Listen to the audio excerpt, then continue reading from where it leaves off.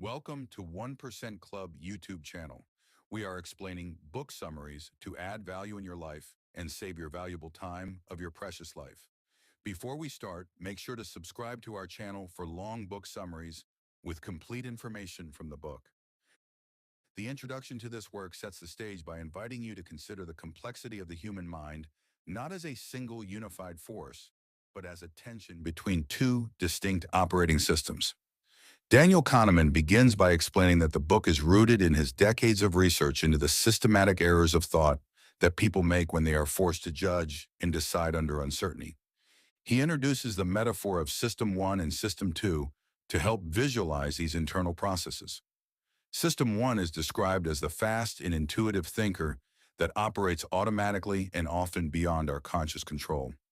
It is the part of the brain that detects hostility in a voice or completes the phrase bread and butter without any effort. It is prone to jumping to conclusions based on limited information and is the primary source of the many biases and heuristics that shape our daily lives. In contrast, System 2 represents the slow and effortful mode of thinking. This system is responsible for complex computations, focusing attention, and following rules. It is the part of the mind you use when you are looking for a specific person in a crowded room or trying to solve a complicated math problem. Kahneman notes that while we tend to identify with System 2 as our conscious and rational self, it is actually a supporting character that often simply endorses the suggestions provided by System 1. One of the central goals of this book is to demonstrate how System 1 often leads us astray by using shortcuts that worked well in an evolutionary context but are poorly suited for the logical challenges of the modern world. Kahneman also discusses the importance of gossip in the context of decision-making. He argues that it is much easier to identify the mistakes of others than it is to see our own errors. By providing a common vocabulary for these mental pitfalls, such as the framing effect or the availability heuristic, he hopes to improve the quality of the conversations we have about the choices made by ourselves and others. He acknowledges the significant influence of his longtime collaborator, Amos Tversky, whose partnership was fundamental to the development of the ideas presented throughout the subsequent 38 chapters. This introduction serves as a warning that our intuition is often a powerful but flawed guide, and that understanding the mechanics of how we think is the first step toward thinking more clearly. The introduction emphasizes that the mind is fundamentally lazy and prefers to conserve the energy required for System 2 operations. This cognitive ease is what allows System 1 to run the show most of the time, often without us realizing that a complex question has been substituted for a much simpler one. As the narrative of the book begins, Kahneman prepares the reader to explore the specific ways in which these two systems interact, conflict, and occasionally cooperate to produce the rich and sometimes deeply irrational experience of human thought. The first chapter introduces the two primary actors of the cognitive drama as if they were fictional characters to make their complex interactions easier to grasp. System 1 is the intuitive and automatic agent that generates impressions and feelings, which serve as the main sources of the explicit beliefs and deliberate choices of System 2. It functions without a sense of voluntary control and is responsible for everything from recognizing a familiar face to reacting to a sudden loud noise. This system is always active and constantly monitoring the environment to provide a quick interpretation of reality.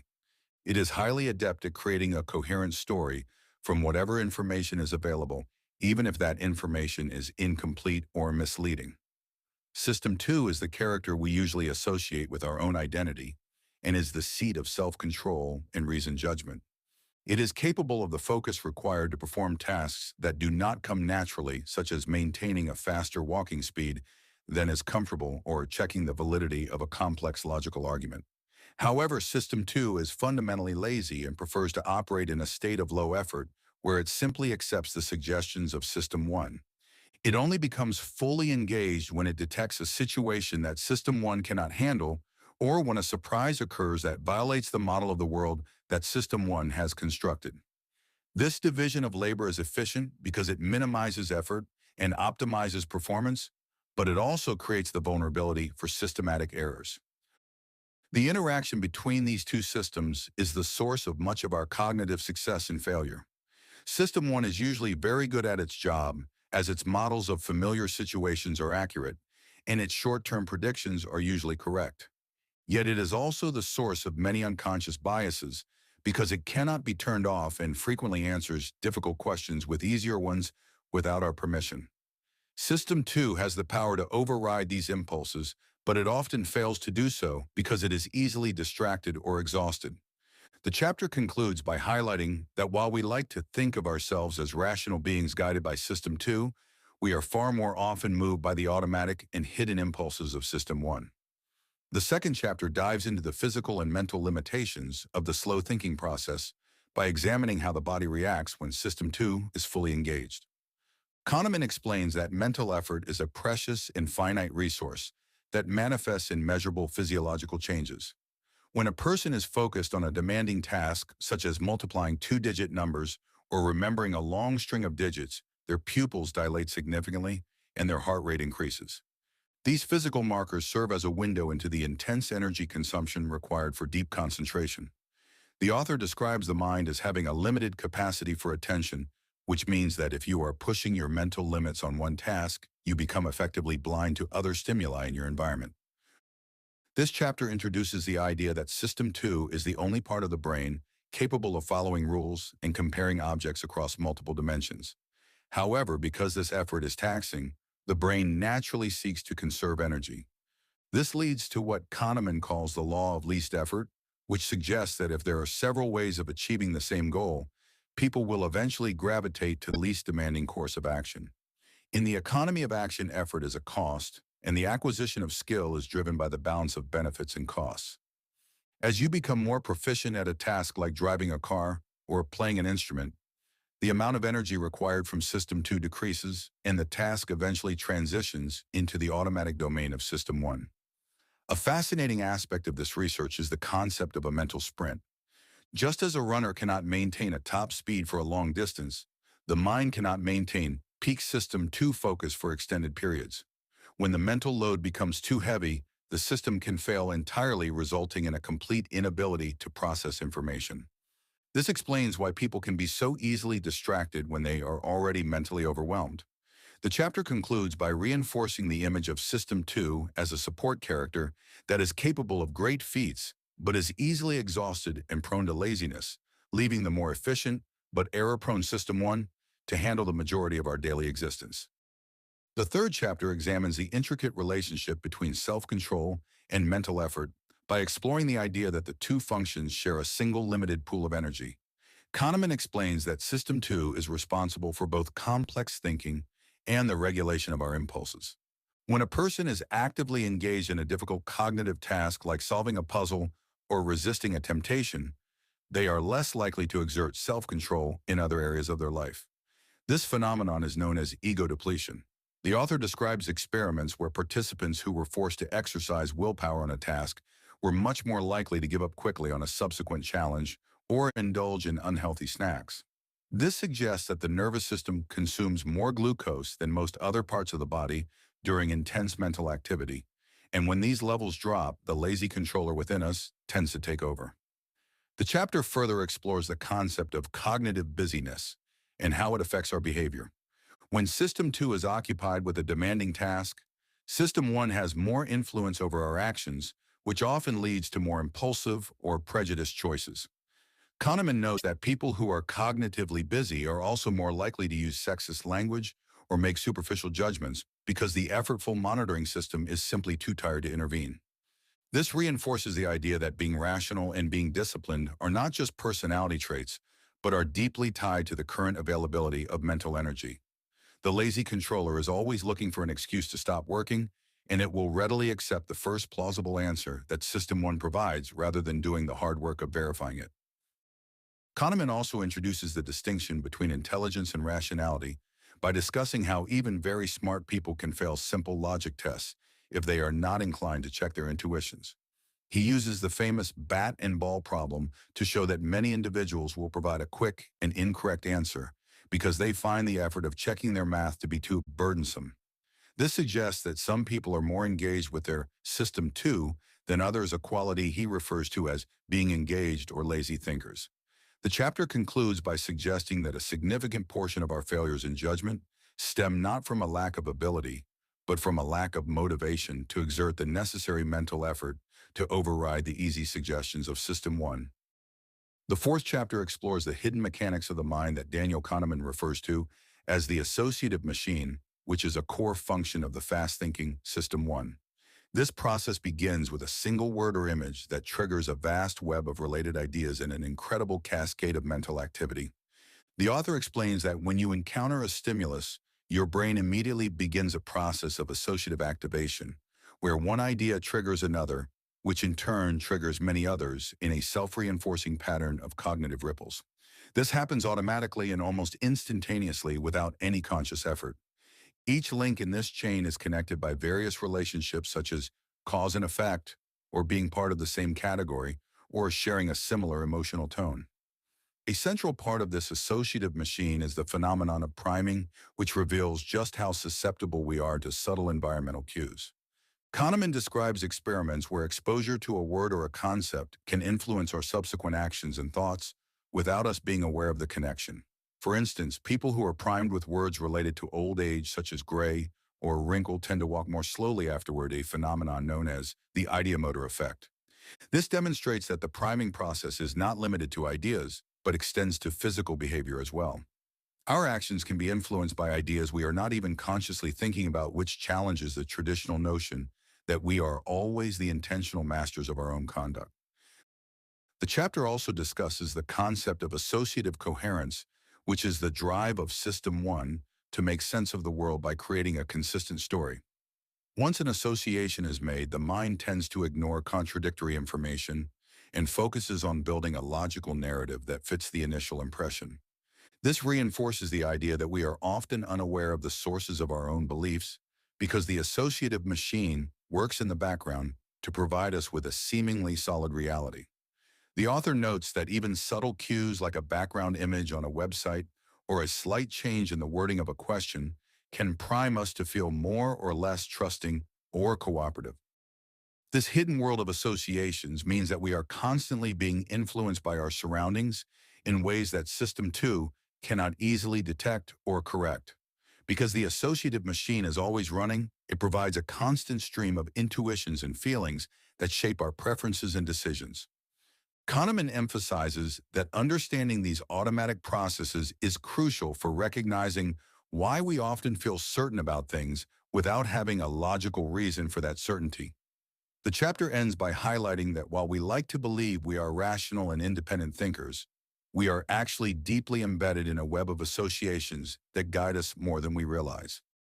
The fifth chapter explores the internal state of cognitive ease, which acts as a barometer for how hard the mind is working and whether a situation requires the extra effort of the slow thinking system. Daniel Kahneman explains that cognitive ease ranges between a state of being relaxed and a state of cognitive strain. When you are in a state of ease, you are likely in a good mood and feel that things are going well and believe what you hear. In this state, your thinking is casual and superficial, as System 1 remains in charge while System 2 stays in the background. On the other hand, when you experience cognitive strain, you are more likely to be vigilant and suspicious and invest more effort in what you are doing. Several factors can induce a sense of cognitive ease, including clear display and repeated experience and a primed idea and a good mood. One of the most significant consequences of ease is the illusion of truth. When information is presented in a way that is easy to process, such as using high contrast colors or bold fonts or simple language, people are more likely to believe it is true regardless of the actual facts. This happens because System 1 confuses the ease of processing with the validity of the information itself. Frequent repetition of a statement is another powerful way to induce ease, as familiarity is not easily distinguished from truth. This is why a reliable way to make people believe in falsehoods is frequent repetition, because familiarity is not easily distinguished from truth. The author also discusses how cognitive ease influences our creative and intuitive abilities. Studies have shown that when people are in a state of ease, they are better at finding associations between words and are more creative, but they are also more prone to making logical errors. Conversely, when people are forced into a state of cognitive strain, for example by reading a question in a difficult-to-read font, they are more likely to slow down and engage System 2, which leads to a decrease in mistakes on logic tests. This demonstrates that while ease makes life feel more pleasant, It also makes us less critical and more susceptible to being misled by our own intuitions. Kahneman highlights the connection between ease and the feeling of beauty and goodness. We tend to like things that are easy to process, and we find them more aesthetically pleasing and more trustworthy. This creates a feedback loop where our preference for ease shapes our judgments of quality and character in ways that have nothing to do with objective reality. The chapter concludes by warning that because we are largely unaware of our own state of cognitive ease, we often fail to realize when we are being influenced by the mere presentation of an idea rather than its merit. Understanding this mechanism is vital for learning when to step back and invite the skeptical scrutiny of System 2 into our decision-making process. The sixth chapter focuses on how System 1 maintains and updates our internal model of the world by establishing what is normal and searching for causal links. Daniel Kahneman explains that the main function of System 1 is to track our environment and categorize events as either expected or surprising. When something happens that fits our existing norms, we barely notice it because we are in a state of cognitive ease. However, when an event violates these norms, it triggers a sense of surprise, which then alerts System 2 to pay attention and find an explanation. The mind is remarkably fast at adjusting its norms so that a second occurrence of a surprising event feels much more normal than the first one did. Kahneman describes how our minds are hardwired to look for causality even when it does not exist. This is known as the drive for causal interpretation. System 1 is an expert at finding a plot or a reason for why things happen, because a world with causes feels more predictable and safe than a world governed by random chance. We are prone to seeing intentions and physical causes in almost everything we observe. The author cites a famous experiment where people watched a video of simple geometric shapes moving around a screen and immediately began to describe the shapes as if they had personalities and motives, such as a large triangle bullying a smaller one. This demonstrates that our perception of causality is automatic and often precedes any logical analysis. This chapter also introduces the concept of the associative machinery working to create a coherent narrative. When we encounter two events in close succession, System 1 automatically assumes that the first event caused the second. This tendency leads to many errors in judgment because we often ignore the role of statistics or luck in favor of a satisfying story. We find it much easier to think in terms of agents and their intentions than in terms of probabilities. This reliance on causal stories is why we are so easily influenced by anecdotes, and why we struggle to understand complex systems where the relationship between cause and effect is not immediate or obvious. Kahneman emphasizes that the norms created by System 1 determine our expectations for the future. These norms are built from our past experiences and form the background against which we judge everything new. Because the process of creating these norms is hidden from our conscious view, we often take our interpretations of the world as objective truths rather than as a constructed reality. The chapter concludes by suggesting that our preference for causality and our rapid adaptation to surprise make us excellent at survival, but also leave us vulnerable to oversimplifying the world and seeing patterns in the middle of noise. The seventh chapter explores the inherent nature of System 1 as a mechanism designed to jump to conclusions by making rapid and often unconscious interpretations of the world. Daniel Kahneman explains that jumping to conclusions is an efficient strategy if the conclusions are likely to be correct and the costs of an occasional mistake are acceptable. However, this becomes dangerous when the situation is unfamiliar and the stakes are high, or when there is no time to collect more information. The mind is not built to dwell on uncertainty, but is instead optimized to create a clear and coherent picture of reality as quickly as possible. This means that System 1 rarely preserves alternative interpretations of a situation and instead settles on a single story almost instantly. A fundamental aspect of this process is that System 1 is insensitive to both the quantity and the quality of the information it receives. Kahneman introduces the acronym YSIATA, which stands for What You See Is All There Is. This principle describes how the mind takes the information currently available to it and constructs the most logical story possible without ever stopping to consider what might be missing. We are prone to a high degree of overconfidence because the coherence of the story we tell ourselves is what determines our level of certainty rather than the actual evidence. This is why people can feel completely sure about a judgment even when it is based on very flimsy or biased data. System 1 simply does not keep track of the unknown. The chapter also discusses the phenomenon of the halo effect, which is a specific type of jumping to conclusions where our overall impression of a person influences how we feel and think about their individual character traits. If you find someone attractive or likable, you are much more likely to assume they are also intelligent and kind and competent, even if you have no evidence to support those specific claims. This creates a self-reinforcing cycle of positive or negative associations that color every subsequent piece of information you receive about that person. The halo effect is a way for System 1 to maintain a simple and consistent world by suppressing any information that might complicate our initial impression. Kahneman further examines the confirmation bias, which is the tendency of the mind to seek out and prioritize information that supports our existing beliefs while ignoring or downplaying anything that contradicts them. He argues that even the process of understanding a statement involves a brief moment of belief, as System 1 must first try to make the statement true in its mental model to comprehend it. This means that we are naturally inclined toward gullibility and that it takes the active effort of System 2 to be skeptical and to doubt. When System 2 is busy or tired, we become much more susceptible to believing almost anything we hear because the gatekeeper of doubt has been deactivated.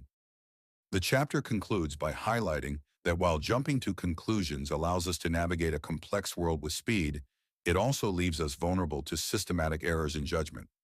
Because we are unaware of the information we lack, we often live in a state of cognitive ease that is not justified by the facts. By understanding the WYSIAT rule, we can begin to recognize the limitations of our own intuition and appreciate why we often feel so certain about things that we do not truly understand. The tendency to ignore the missing pieces of the puzzle is one of the most significant obstacles to rational thinking. The eighth chapter provides a deep dive into the specific mechanics of how System 1 generates the basic assessments that allow us to navigate the world without constant deliberation. Daniel Kahneman explains that there is no limit to the number of questions you can answer, and that you are constantly making judgments about things you are not even thinking about. This is because System 1 is engaged in a process of continuous monitoring of your internal and external environment. It produces basic assessments about the level of threat in a situation, or the friendliness of a face, or the general state of your surroundings. These assessments are not the result of a conscious decision to judge, but are instead automatic and involuntary outputs of our evolutionary history, which required us to know at a glance whether to approach or flee. A key feature of these judgments is what Kahneman calls the intensity scale.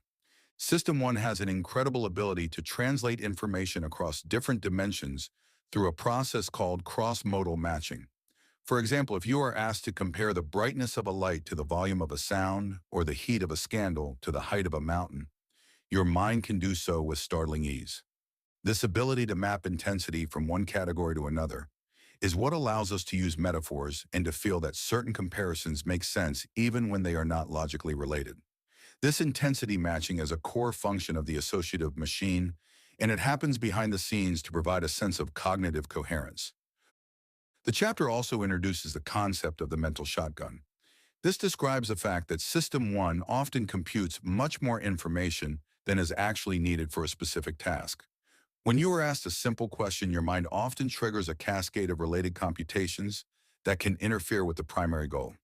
For instance, if you are asked to determine if a series of words rhyme, your brain might also automatically check if the words have the same meaning, even though that information is irrelevant to the task.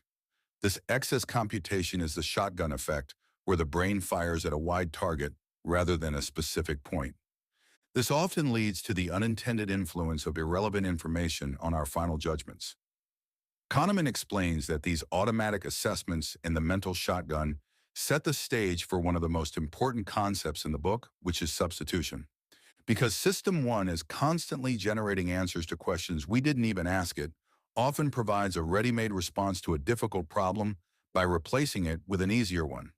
If you are asked how happy you are with your life, your mind might substitute that complex question with the simpler question of what your mood is right now.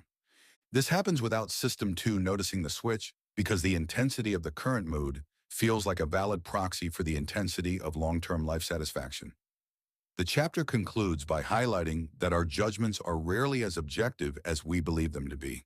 We are influenced by the ease of cross-modal matching and the distractions of the mental shotgun and the hidden shortcuts of substitution. By understanding that System 1 is always running in the background and producing these basic assessments, we can begin to see why our first impressions and intuitive judgments feel so compelling even when they are based on irrelevant or incomplete data.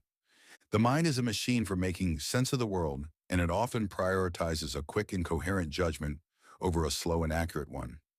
The ninth chapter provides a comprehensive explanation of the psychological mechanism known as substitution, which is one of the most powerful and frequent shortcuts employed by the fast-thinking system. Daniel Kahneman explains that when people are faced with a difficult or complex question for which they do not have a ready answer, they often solve a related but much easier question instead.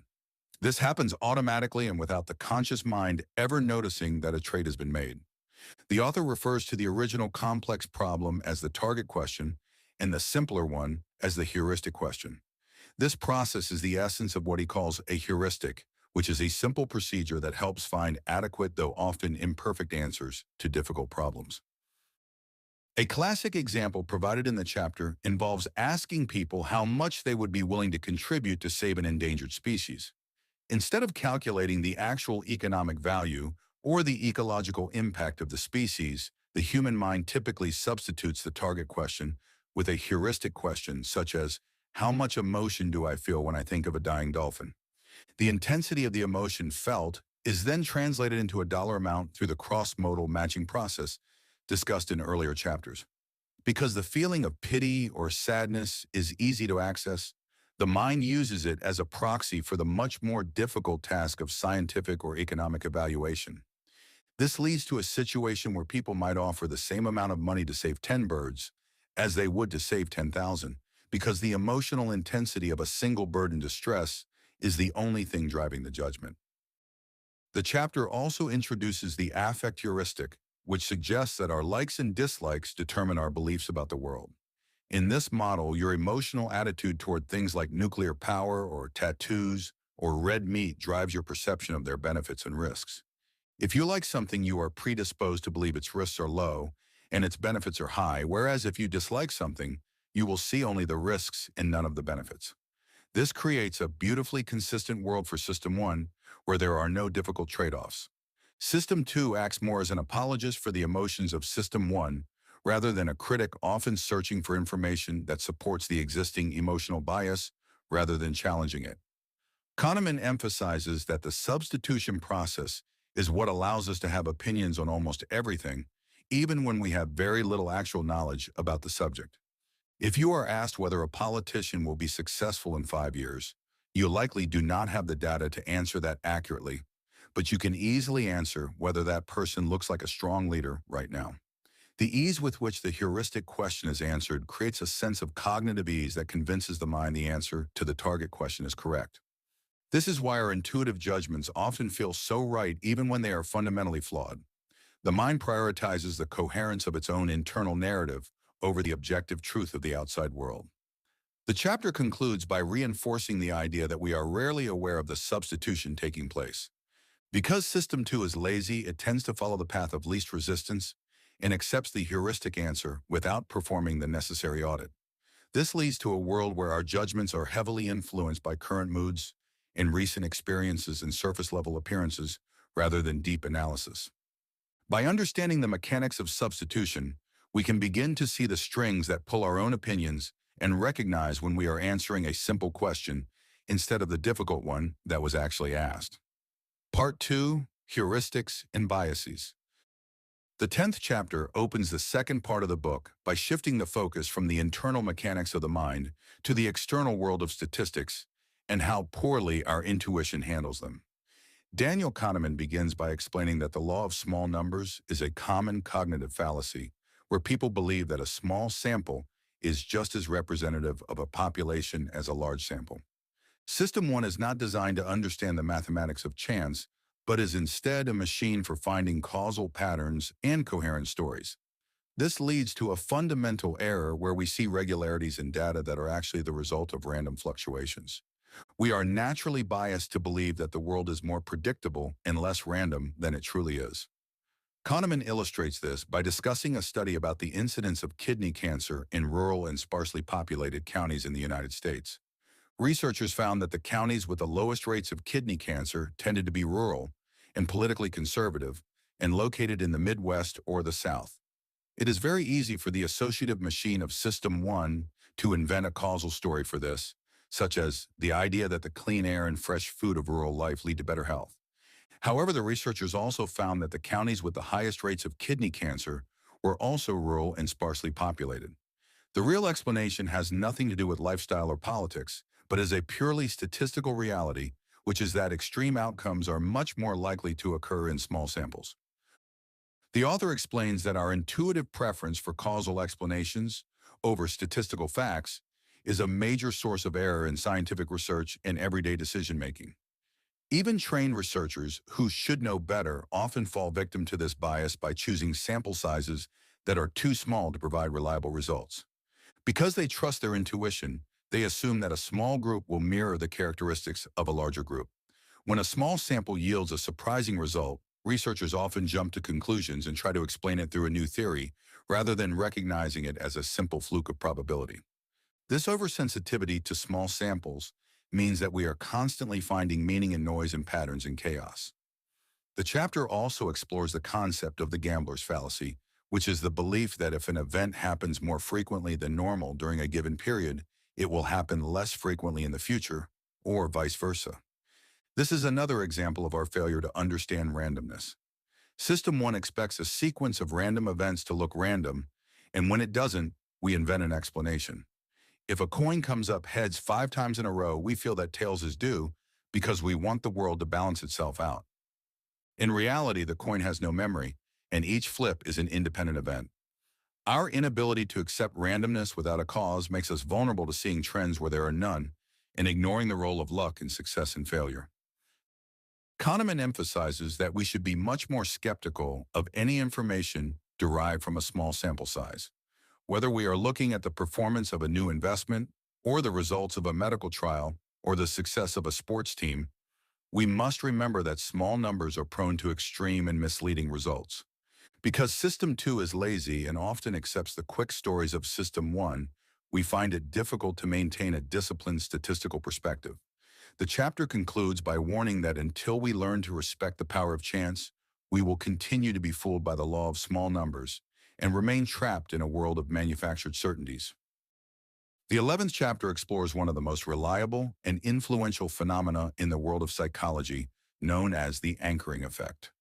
Daniel Kahneman explains that anchoring occurs when people consider a particular value for an unknown quantity before estimating that quantity. The result is that the estimates stay close to the number that people considered, which is why it is called an anchor. This effect is one of the most robust findings in experimental psychology, as it works even when the anchor is clearly irrelevant or even absurd. Whether you are negotiating the price of a house or deciding how much to donate to a charity, the first number introduced into the conversation will exert a powerful magnetic pull on your subsequent judgment. The author describes 2 different ways that anchoring works which correspond to the 2 systems of the mind. The first is a deliberate process of adjustment, which is a function of System 2. In this process, you start at an anchor and then move away from it until you reach a zone of uncertainty where you no longer feel you should move further. Because this adjustment requires mental effort, and System 2 is lazy. Most people stop adjusting too soon, which leaves the final estimate much closer to the anchor than it should be. The second process is a priming effect, which is a function of System 1. In this case, the anchor triggers the associative machine to search for information that is consistent with that number. If you are asked if Gandhi was older than 144 when he died, the high number primes your mind to think of old age and longevity, which makes your subsequent estimate higher. Kahneman provides several striking examples of how anchoring influences behavior in the real world. In one study, real estate agents were asked to estimate the value of a house and were given a list price as an anchor. Even though the agents claimed that they ignored the list price, their estimates were heavily influenced by it. Another experiment showed that the amount of money people were willing to pay for a product could be anchored by the last 2 digits of their social security number. These examples demonstrate that we are often unaware of the power that anchors have over us. Because the associative process happens automatically in System 1, we do not realize that our sense of what is reasonable has been skewed by a random or strategic number. The chapter also discusses how to resist anchoring in negotiations. The author suggests that if the other party provides an outrageous anchor, you should not respond with another number, but instead make a scene or threaten to walk away to make it clear that the number is not a starting point. He emphasizes that the best way to counteract an anchor is to actively search for arguments against it, which forces the mind to break the associative link created by System 1. By focusing on the minimum price the seller would accept or the flaws in the product, you engage System 2 to pull your judgment away from the influence of the anchor. The conclusion of the chapter reinforces the idea that anchoring is everywhere and that it is a highly effective tool for manipulation. Because the mind is a machine for finding coherence, it will naturally try to make sense of any number it is given, even if that number is completely arbitrary. Understanding the anchoring effect allows us to be more skeptical of initial offers and to recognize when our own judgments are being tethered to a point that has no basis in reality. It is a reminder that our perception of value is rarely absolute and is almost always relative to the cues present in our environment. The 12th chapter explores the availability heuristic, which is a mental shortcut that relies on immediate examples that come to a given person's mind when evaluating a specific topic or concept or decision. Daniel Kahneman explains that the ease with which we can bring examples to mind is often used by System 1 as a proxy for the frequency or probability of an event. This process is another form of substitution where the difficult question of how frequent an event is gets replaced by the much easier question of how easily can I think of instances of it. If you can quickly recall several news stories about plane crashes, you will likely judge air travel to be more dangerous than it statistically is, because the vividness and emotional impact of those memories make them highly available. The author describes a series of experiments designed to determine whether the availability heuristic is driven by the content of the memories or the ease with which they are retrieved. In a famous study, participants were asked to list either 6 or 12 instances of when they behaved assertively. Those who had to list 12 instances found the task much more difficult, and as a result, they rated themselves as less assertive than those who only had to list 6. Even though the group listing 12 had more actual evidence of their assertiveness, the subjective experience of struggle in System 1 led them to conclude that they must not be very assertive. This proves that the feeling of cognitive ease or strain is a more powerful driver of judgment than the actual information we possess. This chapter also discusses how the availability heuristic can lead to significant biases in our personal and professional relationships. Kahneman notes that people consistently overestimate their own contribution to joint projects because their own efforts are more available to them than the efforts of others. If you ask a married couple what percentage of the housework they do, the sum of their individual estimates almost always exceeds 100%. This is not necessarily due to ego or a desire to lie, but is a natural consequence of the fact that we are always present for our own work, while the work of our partner is often out of sight and therefore less available for recall. The availability heuristic also plays a major role in how the public perceives risks and priorities. Events that are recent or dramatic or highly publicized are much more available to the collective mind, which causes people to worry more about rare but spectacular threats like shark attacks or terrorist acts than about more common but mundane dangers like strokes or car accidents. This creates a feedback loop where media coverage increases availability, which increases public concern, which then demands more media coverage and political action. The author emphasizes that our emotional reactions to vivid images often override our ability to process statistical reality, which leads to a distorted view of what is truly dangerous. Kahneman concludes by suggesting that the only way to counteract the availability bias is to consciously engage System 2 to question our first impressions. We must learn to distinguish between the ease of remembering something and the actual truth of its frequency. By looking at objective data and statistics rather than relying on our own memories, we can begin to correct the distortions created by the associative machine. Understanding that our minds are biased toward the sensational and the recent is the first step toward developing a more balanced and accurate perspective on the world around us. The 13th chapter expands on the concept of availability by examining how our emotions and the media create a feedback loop that distorts our collective perception of danger. Daniel Kahneman explains that the availability heuristic is not just a personal mental shortcut, but a social phenomenon that can lead to what he calls availability cascades.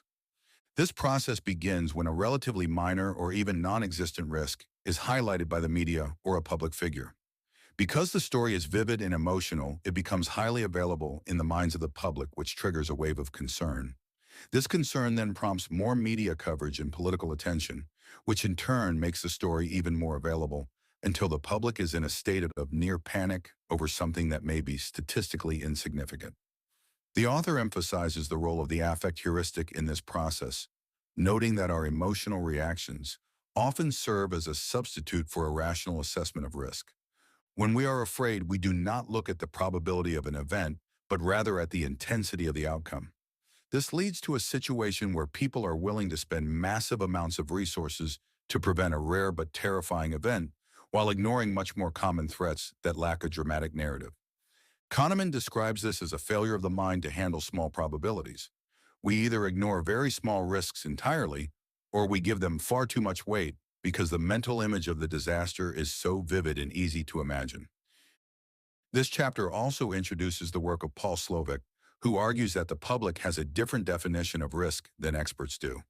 For experts, risk is a mathematical calculation of lives lost or dollars spent. For the general public, risk is a subjective feeling influenced by factors like whether the risk is voluntary, or whether it is catastrophic, or whether it is unfair. Kahneman notes that because our emotional reactions are so powerful, it is very difficult for logical arguments or statistical data to change public opinion once an availability cascade has started. The fear becomes its own reality, and politicians often feel forced to respond to the public's anxiety, even if they know the actual risk is minimal. Kahneman discusses the Aller scare of the late 1980s as a primary example of an availability cascade. A report suggesting that a chemical used on apples might cause cancer in children led to a national panic that resulted in millions of dollars in losses for the Apple industry and massive government intervention. Despite subsequent scientific evidence that the risk was vastly overstated, the emotional impact of the initial story was so strong that it took years for the public to move on. This illustrates how the combination of the media's need for sensational stories and the mind's reliance on availability can lead to irrational and expensive policy decisions. The conclusion of the chapter highlights the tension between the democratic need to respect public concern and the rational need to prioritize resources based on actual danger. Kahneman suggests that while we cannot simply ignore the emotions of the public, we must also recognize that our intuitions about risk are often deeply flawed. Understanding the mechanics of availability cascades allows us to be more critical of the news we consume and to recognize when our fears are being manipulated by a vivid but rare event.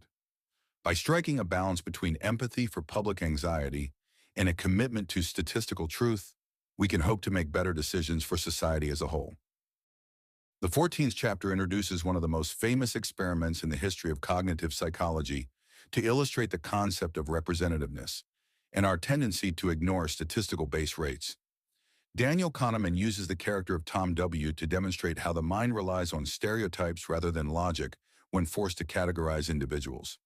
In the experiment, participants are given a personality sketch of Tom W. that describes him as highly intelligent but lacking in true creativity, with a need for order and style that is somewhat dull and self-centered. When asked to rank the likelihood that Tom W. belongs to various graduate fields such as computer science or humanities or law, people consistently rank him based on how much his personality matches the stereotype of that field. The central problem with this intuitive ranking is that it completely ignores the base rates of the various fields. Base rates are the actual frequency of students in each category regardless of personality. For instance, there are many more students in humanities and social sciences than in computer science or library science. A rational person should begin their estimate with these base rates and only adjust them slightly based on new information. However, System 1 is so captivated by the vividness of the personality sketch that it performs a substitution. Instead of answering the difficult question of what is the probability that Tom W. is in this field, the mind answers the easier question of how similar is Tom W. to the stereotype of this field. This is the essence of the representativeness heuristic, which leads us to make confident predictions that are statistically improbable. Kahneman explains that representativeness is seductive because it produces a sense of cognitive ease by creating a coherent story. If a description fits our mental model of a librarian, we find it very easy to believe that person is a librarian even if there are 10,000 times more retail workers in the population. The author notes that System 1 is not designed to handle the mathematics of probability and will always favor a good story over a dry statistic. This bias is so strong that even when people are explicitly told that the description of Tom W. was written by someone who doesn't know him, or that the description is outdated, they still rely on the stereotype rather than the base rates to make their predictions. The chapter also explores the dangers of relying on representativeness in everyday life and professional settings.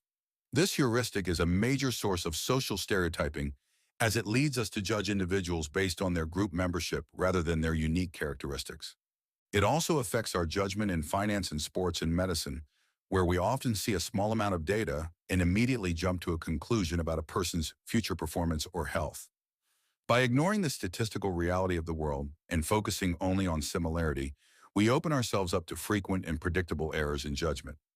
Kahneman argues that we are often more certain of our biased intuitions than we are of the cold, hard facts that contradict them. The conclusion of the chapter emphasizes that the only way to avoid the traps of representativeness is to train System 2 to be skeptical of its own impressions. We must learn to anchor our judgments in base rates and to realize that vivid descriptions do not necessarily make an outcome more likely. Understanding the Tom W. experiment serves as a powerful reminder that our minds are built for storytelling and not for statistics. By recognizing when we are using a stereotype as a shortcut for a complex probability, we can begin to correct our thinking and make more accurate assessments of the world around us. The 15th chapter explores one of the most famous and controversial experiments in the history of cognitive psychology, often referred to as the Linda problem. This chapter focuses on the conjunction fallacy, which is a logical error that occurs when people assume that specific conditions are more probable than a single general one.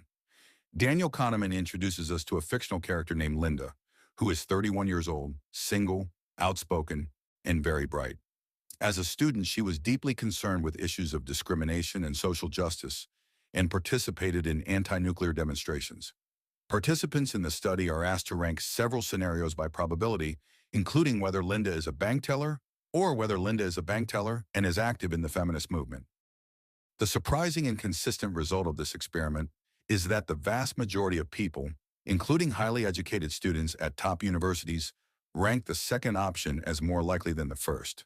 Logically, this is impossible because the set of feminist bank tellers must be smaller than the total set of bank tellers. By adding a detail, you necessarily decrease the probability of the event being true.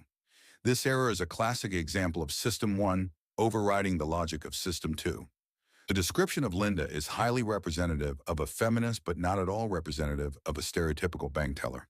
Therefore, the associative machine of System 1 finds the combined description more coherent and more plausible, even though it is mathematically less probable. Kahneman explains that this happens because our minds are much more sensitive to the quality of a story than to its statistical likelihood. He introduces the phrase "less is more" to describe how adding details to a scenario can make it seem more persuasive and realistic, while simultaneously making it less likely to happen. In the world of System 1, plausibility is often mistaken for probability. A story that hangs together well and matches our stereotypes feels right, and that feeling of cognitive ease is what we use to judge truth. This is why a detailed prediction about the future can often seem more believable than a vague one, even though every added detail is another chance for the prediction to be wrong.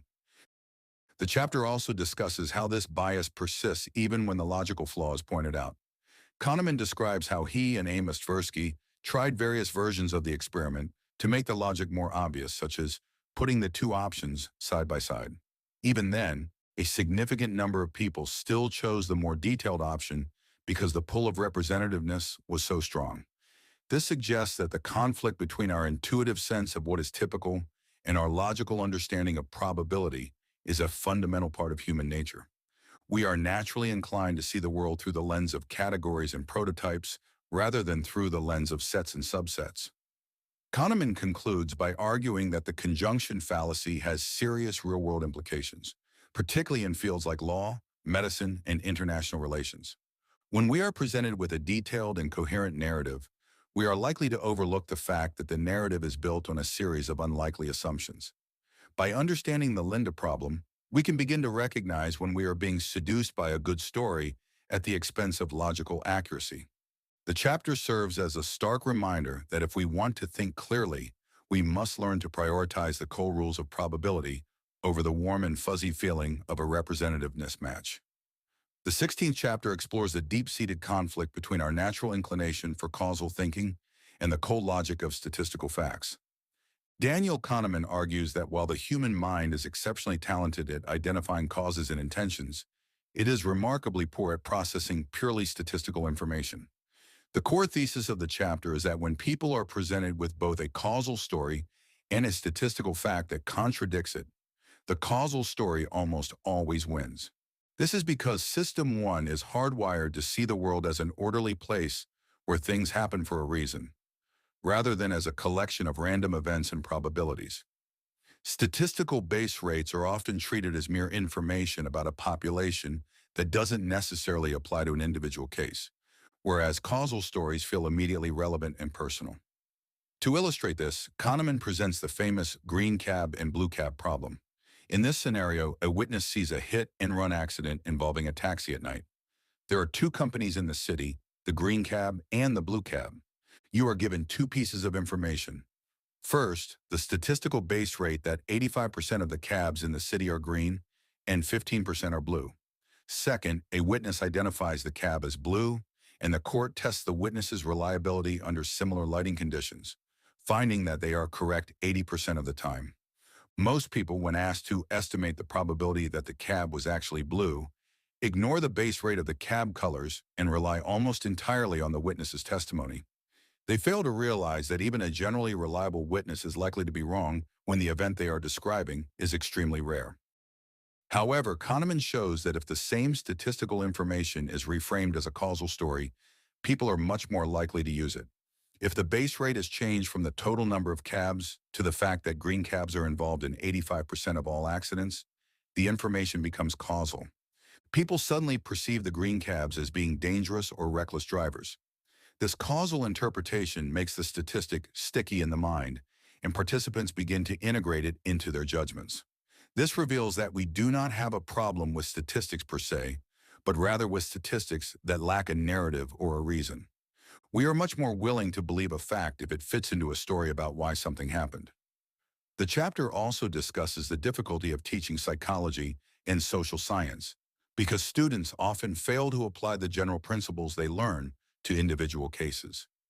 Even if students learn a statistical fact about human behavior, such as the fact that people are less likely to help a stranger if others are present, they will still predict that they or their friends would act differently. They treat themselves as an exception to the rule because they have a causal story about their own character that overrides the statistical evidence. Kahneman suggests that the only way to truly learn from statistics is to be surprised by them in a way that forces a change in one's causal model of the world. Kahneman concludes by emphasizing that the tendency for causes to trump statistics is a major obstacle to rational decision-making in professional fields like medicine and law. Experts often rely on their clinical intuition or gut feeling, which are essentially causal stories, while ignoring the robust statistical models that have a better track record of accuracy. The chapter serves as a reminder that to be truly rational, we must learn to give weight to the dry, non-causal data that our minds naturally want to ignore. We must recognize that the stories we tell ourselves about why things happen are often just a way for System 1 to maintain a sense of order in a world that is frequently governed by chance. The 17th chapter introduces one of the most important yet least understood concepts in statistics, which Daniel Kahneman describes as a persistent source of confusion for the human mind. Regression to the mean is the statistical phenomenon where if a variable is extreme on its first measurement, it will tend to be closer to the average on its second measurement, and if it is extreme on its second measurement, it will tend to have been closer to the average on its first. The author illustrates this with a memorable story from his time training flight instructors in the Israeli Air Force. The instructors believed that screaming at a pilot for a poor performance led to a better performance the next time, while praising a great performance led to a worse one. Kahneman pointed out that they were seeing a pattern where none existed because a very poor landing is likely to be followed by a better one, and a very good landing is likely to be followed by a worse one regardless of whether the instructor said anything at all. This concept is difficult for us to grasp because System 1 is an expert at finding causal explanations for everything it observes. When we see a change in performance, we instinctively look for a reason, such as the influence of a coach, or the impact of a reward, or the consequence of a punishment. We struggle to accept that the change might simply be a mathematical necessity of randomness. Kahneman explains that any performance is a combination of skill and luck. While skill stays relatively constant, luck is by definition fleeting. Therefore, if an athlete has an incredible season, they likely had a great deal of skill and a massive amount of good luck. Because that level of luck is unlikely to repeat the following year, their performance will naturally regress toward their average skill level, even if their ability has not changed at all. The author notes that regression to the mean is responsible for many of the illusions we hold about the effectiveness of interventions. For example, if a depressed child is given an energy drink and their condition improves over the next few days, a parent might conclude the drink was a miracle cure. In reality, the child likely sought help when their depression was at an extreme low point, and they would have moved back toward their average mood naturally even without the drink. This bias leads to the fame of many useless treatments in medicine and business and education, because we attribute the natural statistical return to the average to whatever specific action we took at the time of the extreme event. Kahneman also discusses how regression can be found in almost any two variables that are not perfectly correlated. He uses the example of highly intelligent women marrying men who are less intelligent than they are. While people might invent complex sociological theories about why this happens, the simple statistical explanation is that the correlation between the intelligence of spouses is imperfect. If you pick a group of people who are at the extreme end of any spectrum, their partners will on average be closer to the mean. Our inability to see this leads us to overcomplicate the world with stories of cause and effect, when we are really just witnessing the laws of probability in action. The chapter concludes by highlighting that even though regression to the mean is a simple and ubiquitous fact of life, it remains counterintuitive. We prefer a world where every change has a clear and intentional cause. To truly understand regression, we must engage the slow and effortful thinking of System 2 and accept that sometimes things happen not because of what we did, but simply because of the way the numbers work. Recognizing the influence of luck and the inevitability of regression allows us to be more humble in our successes and less punishing in our failures, as we realize that neither is usually as permanent or as personal as they seem. The 18th chapter serves as a bridge between the psychology of intuition and the discipline of statistics by providing a method to correct the errors we make when predicting the future. Daniel Kahneman explains that most of our intuitive predictions are based on the representativeness and substitution heuristics we have explored in previous chapters.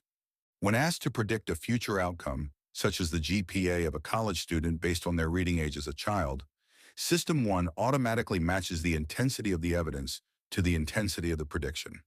If the student read exceptionally early, our intuition tells us they will have an exceptionally high GPA. This is an intuitive prediction that completely ignores the lack of a strong correlation between these two variables and the inevitable effect of regression to the mean. Kahneman argues that the problem with these intuitive predictions is that they are too extreme. Because they are driven by the coherence of a story rather than the weight of evidence, they fail to account for the role of luck or the uncertainty of the future. He introduces a four-step process to tame these predictions and bring them closer to reality. The first step is to establish a baseline or a base rate. If you are predicting a student's GPA, you should start with the average GPA of all students. The second step is to make an intuitive prediction based on the evidence available. The third step is to estimate the correlation between your evidence and the outcome you are predicting. Finally, and the fourth step is to adjust your prediction away from the intuition and toward the base rate, moving only as far as the correlation justifies. The author emphasizes that if the correlation is low, your final prediction should remain very close to the average. This approach is often met with resistance because it feels cold and uninspired. People prefer the vividness of their intuitions over the dry calculations of a statistical model. However, Kahneman points out that intuitive predictions are biased and frequently wrong because they are insensitive to the quality of the information provided.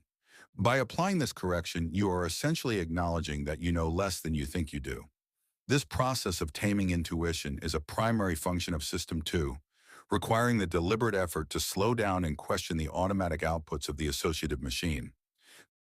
Kahneman also discusses the distinction between predictions that are based on evidence and those that are based on professional expertise. He notes that while some intuition is valid in highly predictable environments with immediate feedback, most of our everyday predictions are made in low-validity environments where luck plays a dominant role. In these cases, the simple statistical rule of moving toward the mean will consistently outperform the most confident intuitive judgment. The chapter highlights a significant bias. We are often more confident in our predictions when the evidence is limited because it is easier to construct a simple, coherent story with only a few facts. The conclusion of the chapter reinforces the idea that being rational means being willing to be less certain. By taming our intuitive predictions, we avoid the trap of overconfidence and protect ourselves from being blindsided by the randomness of life. Kahneman admits that even he finds it difficult to follow his own rules because the pull of a good story is so strong, but he insists that the effort is necessary for anyone who wants to make better decisions. This chapter marks the end of the second part of the book, leaving the reader with a practical tool to fight back against the systematic errors of the mind. Part 3, Overconfidence. The 19th chapter introduces the third part of the book, which focuses on the overconfidence we have in our own beliefs and our limited ability to acknowledge the role of luck in the world. Daniel Kahneman argues that we suffer from a persistent illusion of understanding where we believe we understand the past, which implies that the future should also be predictable. However, he suggests that we actually understand the past much less than we believe we do. The mind is a machine for making sense of the world, and it does this by constructing stories that are simple, concrete, and assign roles to talent and intentions, rather than luck or random events. These stories create a sense of cognitive ease that makes us feel we have grasped the truth. A central concept in this chapter is the narrative fallacy, a term borrowed from Nassim Taleb, which describes our tendency to turn a sequence of facts into a story. We are particularly fond of stories about success and failure that emphasize the qualities of leaders or the culture of companies. Kahneman points out that these stories are almost always flawed because they ignore the many things that did not happen. We look at a successful company like Google and create a narrative where their success was inevitable due to the brilliance of the founders. We fail to account for the countless chance events and lucky breaks that could have gone the other way, which would have resulted in a completely different outcome.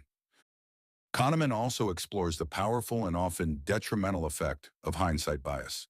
When an event occurs, we immediately update our knowledge of the world to make the event seem like it was predictable all along. Once you have adopted a new view of the world, you find it nearly impossible to recall what you believed before your view changed. This is the "I knew it all along" effect. Hindsight bias is particularly problematic because it leads us to judge decision makers not based on the quality of their process at the time the decision was made, but based on whether the outcome turned out to be good or bad. If a risky gamble pays off, the leader is hailed as a visionary. If it fails, they are seen as reckless, even if the logic was the same in both cases. The author notes that this bias makes it very difficult for professionals, such as doctors, financial advisors, and politicians, to take necessary risks. Because they know they will be blamed if things go wrong, even if the failure was due to bad luck. They often play it safe or follow conventional wisdom rather than doing what is objectively best. This results in an outcome bias where we reward people for being lucky rather than for being competent. The mind's inability to reconstruct past states of knowledge means that we are constantly rewriting our own history to make it look more orderly and predictable than it actually was. The chapter concludes by highlighting the dangers of the "what you see is all there is" rule in the context of history. We build our understanding of the world on the limited information we have, and we ignore the vast amount of information we lack. This leads to a profound overestimation of our own predictive powers. By understanding that our stories about the past are largely fictions designed to provide comfort and a sense of control, we can begin to appreciate the true role of uncertainty. Kahneman warns that the illusion of understanding is one of the most significant barriers to realistic thinking, as it prevents us from learning the most important lesson of history, that the world is much more random than we want to admit. The 20th chapter explores the unsettling reality that the confidence we feel in our judgments is not a reliable indicator of their accuracy. Daniel Kahneman introduces the illusion of validity, which describes our tendency to believe in the truth of our own interpretations and predictions, even when they are based on very thin or non-existent evidence. This illusion is supported by a powerful sense of cognitive ease.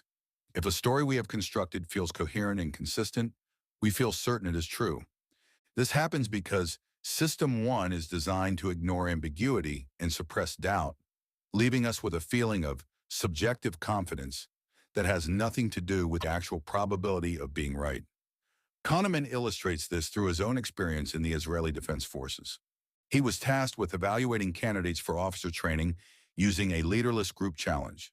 He and his colleagues would watch candidates complete a task and feel absolutely certain they could identify the natural leaders. However, when they checked the actual performance of these men in officer school months later, their predictions turned out to be almost entirely useless, hardly better than a random guess. The most striking part of this leaderless group experience was that even after the evaluators were told their predictions were failing, they still felt the same surge of confidence when watching the next group. The illusion was so powerful that knowing it was false did not stop them from feeling it was true. The chapter also dives into the world of finance to show that this illusion isn't limited to military training. Kahneman examines the performance of stock market professionals and wealth managers, many of whom are paid vast sums to pick winning stocks. By analyzing years of data, he demonstrates that the performance of these experts is often no better than what would be expected by pure chance. In many cases, the correlation between an expert's success one year and their success the next is nearly zero. Despite this, these professionals live in a culture that rewards their confidence, and they continue to believe they possess a high level of skill. This is known as the illusion of skill, where people refuse to accept that their success is largely due to luck rather than talent. A major reason these illusions persist is that professional communities provide a supportive environment for them. When everyone around you shares the same beliefs and uses the same language, your confidence is reinforced by social consensus. Kahneman notes that for an expert to maintain their sense of validity, they must believe that the world is more predictable than it actually is. They focus on the information they have and the success stories of the past, while ignoring the massive role of randomness. This creates a blindness to blindness. Not only are we wrong, but we are also unaware that we are incapable of being right in such a complex and unpredictable environment. The chapter concludes by distinguishing between environments where intuition can be trusted and those where it cannot. High-validity environments like chess or firefighting provide clear cues and immediate feedback, allowing people to develop genuine expertise. However, most professional domains, such as long-term political or economic forecasting, are low-validity environments where the future is simply not predictable. In these areas, the expert is often just a person who has told a very convincing story to themselves and others. Kahneman warns that the more famous and confident an expert is, the more likely they are to be overconfident and wrong. The 21st chapter presents one of the most provocative and debated arguments in the book: the idea that simple, mechanical formulas consistently outperform the expert intuition of human professionals across a vast array of fields. Daniel Kahneman explores the work of Paul Meehl, who first documented this phenomenon in the 1950s. Meehl found that in diverse areas, from predicting the success of students in training to the recidivism of prisoners or the life expectancy of cancer patients, statistical algorithms that combine a few key variables were more accurate than the subjective clinical judgments of experienced practitioners. Even when experts were given the same data as the formulas, the humans often made worse predictions because they tried to be clever and overcomplicated the information. Kahneman explains that human experts are particularly prone to inconsistency. If an expert is given the same case twice, they will often provide different diagnoses or assessments depending on their current mood, the time of day, or the order in which they see information. System 1 is highly sensitive to irrelevant cues, and System 2 is often too lazy to correct these fluctuating biases. Formulas, on the other hand, do not have bad days. They apply the same rules consistently every single time. This reliability is a major reason why mechanical systems often beat humans in low-validity environments, where the relationships between variables are complex and the role of chance is high. A surprising finding discussed in the chapter is that you do not even need complex big data models to beat humans. Simple equal weighting formulas, where you just add up a few important factors without worrying about their relative weight, often perform just as well as sophisticated statistical models. Kahneman cites the example of the APGAR score, used by doctors to assess the health of newborns. Before the simple five-item formula was introduced, doctors relied on their own vague intuitions, which led to inconsistent care. The APGAR score provided a mechanical check that saved countless lives by ensuring that every baby was evaluated against the same objective criteria. The author also addresses the psychological resistance people feel toward formulas. We generally prefer a human's meaningful error over a machine's cold error. There is a deep-seated bias against algorithms in high-stakes fields like medicine or law. We find it morally troubling to let a mathematical rule decide a person's fate. However, Kahneman argues that it is actually the reliance on flawed human intuition that is morally questionable when a more accurate formula is available. He notes that experts often feel their prestige is threatened by formulas, leading them to claim they can see nuances that the math misses, though the data suggests these nuances are usually just illusions of validity. The chapter concludes with a practical recommendation for anyone tasked with making complex evaluations, such as hiring employees. Instead of a free-form interview, which is highly susceptible to the halo effect and the illusion of validity, Kahneman suggests breaking the job down into 6 independent traits and scoring each one separately using a simple scale. By using a formulaic approach to gathering information and delaying the final intuitive judgment until the end, you can significantly improve the quality of your decisions. The goal is not to replace humans entirely, but to use formulas as a disciplined anchor for the wandering mind of System 1. The 22nd chapter addresses the long-standing debate between those who believe in the power of expert gut feelings and those who favor statistical formulas. To settle this, Daniel Kahneman collaborated with Gary Klein, a psychologist who champions the expertise of firefighters and nurses. Together, they sought to determine the boundary between valid intuition and the illusion of validity. The result of their collaboration was a shared understanding that intuition is essentially a form of recognition. It is the brain accessing a massive database of patterns learned through experience. However, for this recognition to be accurate, the environment must meet specific criteria. Kahneman and Klein concluded that there are 2 essential conditions for developing genuine expert intuition. First, the environment must be sufficiently regular to be predictable. In high-validity environments like chess, bridge, or firefighting, the rules and physical properties do not change, and specific cues consistently signal certain outcomes. Second, the person must have an opportunity to learn these regularities through prolonged practice and immediate feedback. If a professional operates in a wicked or low-validity environment, such as the stock market or long-term political forecasting, the world is too chaotic for patterns to be reliable. In these cases, the intuition felt by the expert is often just a subjective feeling of confidence produced by System 1's cognitive ease, rather than a reflection of reality. The chapter highlights that the feeling of knowing is not a reliable way to tell if an intuition is valid. Both the skilled firefighter and the overconfident stock picker feel exactly the same sense of internal certainty.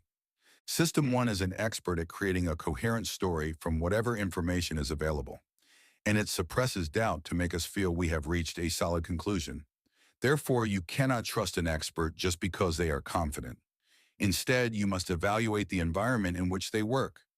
If the task is predictable and the feedback is fast, their intuition is likely a result of thousands of hours of pattern recognition. If the task is unpredictable, their confidence is likely an illusion. Kahneman explains that experts often do not even know they have a particular skill. They just see the answer. This is because the associative machinery of System 1 has automated the process. For example, a master chess player can glance at a board and immediately see the strongest move because their brain has indexed thousands of similar positions. This is valid expertise because the board follows strict rules. Conversely, a political pundit predicting the state of the world 10 years from now is operating in a system where the rules are constantly shifting and leak plays a massive role. The pundit may have vast knowledge, but that knowledge does not translate into predictive power because the environment lacks the necessary regularity. The conclusion of the chapter serves as a warning. Be wary of experts who claim to have intuition about complex, irregular systems. While we should respect the specialized skills of medical professionals or technicians who work with immediate feedback, we should be skeptical of gut feelings in domains where the future is fundamentally uncertain. To judge the quality of an intuition, you must look at the history of the individual's learning environment rather than the intensity of their conviction. By distinguishing between recognition-based expertise and simple overconfidence, we can better decide when to trust the human mind and when to lean on the discipline of formulas. The 23rd chapter introduces a critical distinction between two ways of forecasting the future: the inside view and the outside view. Daniel Kahneman uses a personal story from his time developing a high school curriculum in Israel to illustrate a common cognitive failure. His team was highly optimistic about finishing the project in 2 years based on their specific knowledge of their own progress and talent. However, when Kahneman asked an expert about the history of similar curriculum projects, he discovered that 40% of such groups failed to finish at all, and those who did took at least 7 years. This historical data is the outside view, and it almost always contradicts our personal, optimistic, inside view. The inside view is the perspective we naturally adopt. It is built on the specific circumstances of our own project and the vivid details of our plans. System 1 excels at creating a coherent story of success based on what is right in front of us, leading to the planning fallacy. This fallacy describes our tendency to make predictions that are unrealistically close to best-case scenarios and could be improved by consulting the statistics of similar cases. When we are inside a project, we focus on our unique abilities and ignore the distributional information, the objective facts about how long similar tasks actually take for others.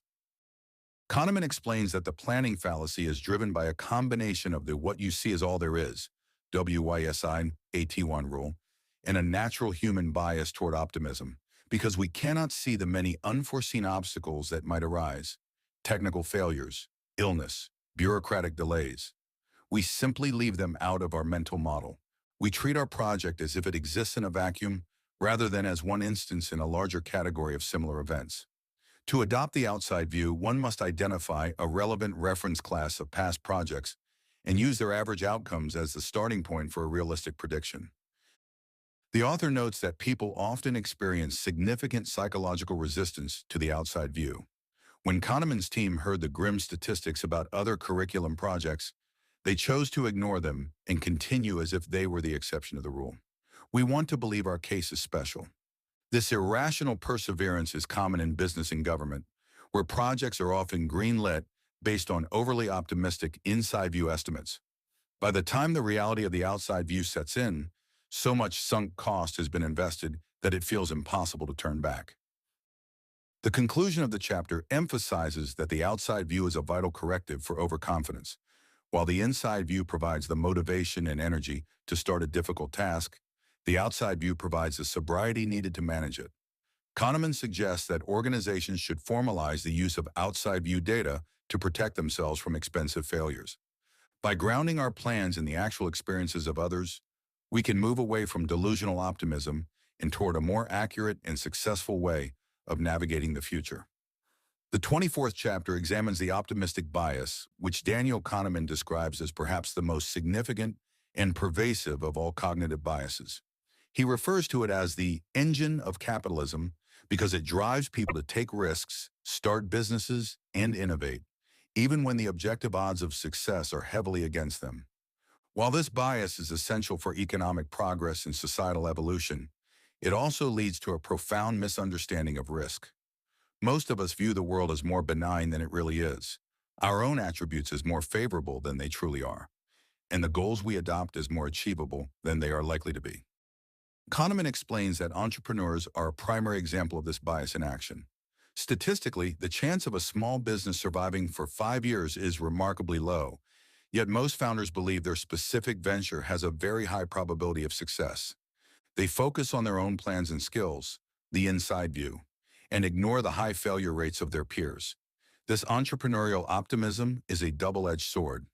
It provides the courage to face uncertainty, but it also results in a massive misallocation of resources. If people were perfectly rational and fully understood the risks, many would never start the businesses that eventually drive the economy forward. The author also introduces the concept of competitor neglect. When making decisions, individuals and companies often focus entirely on their own strengths and plans, failing to account for the fact that their competitors are also talented and working just as hard. We act as if we are the only players in the game. This is another manifestation of the WYSIATI rule. What you see is all there is. Because we know our own plans in great detail but know very little about the plans of our competitors, we overestimate our relative advantage. This leads to overcrowded markets and war of attrition scenarios where everyone loses because everyone was too optimistic about their own chances. Kahneman notes that our society tends to reward and promote optimistic leaders. People who appear confident and decisive are more likely to be trusted and followed than those who express doubt or highlight statistical uncertainties.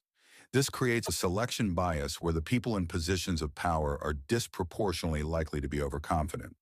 These leaders often take credit for successes that were largely due to luck and blame failures on unforeseeable external factors.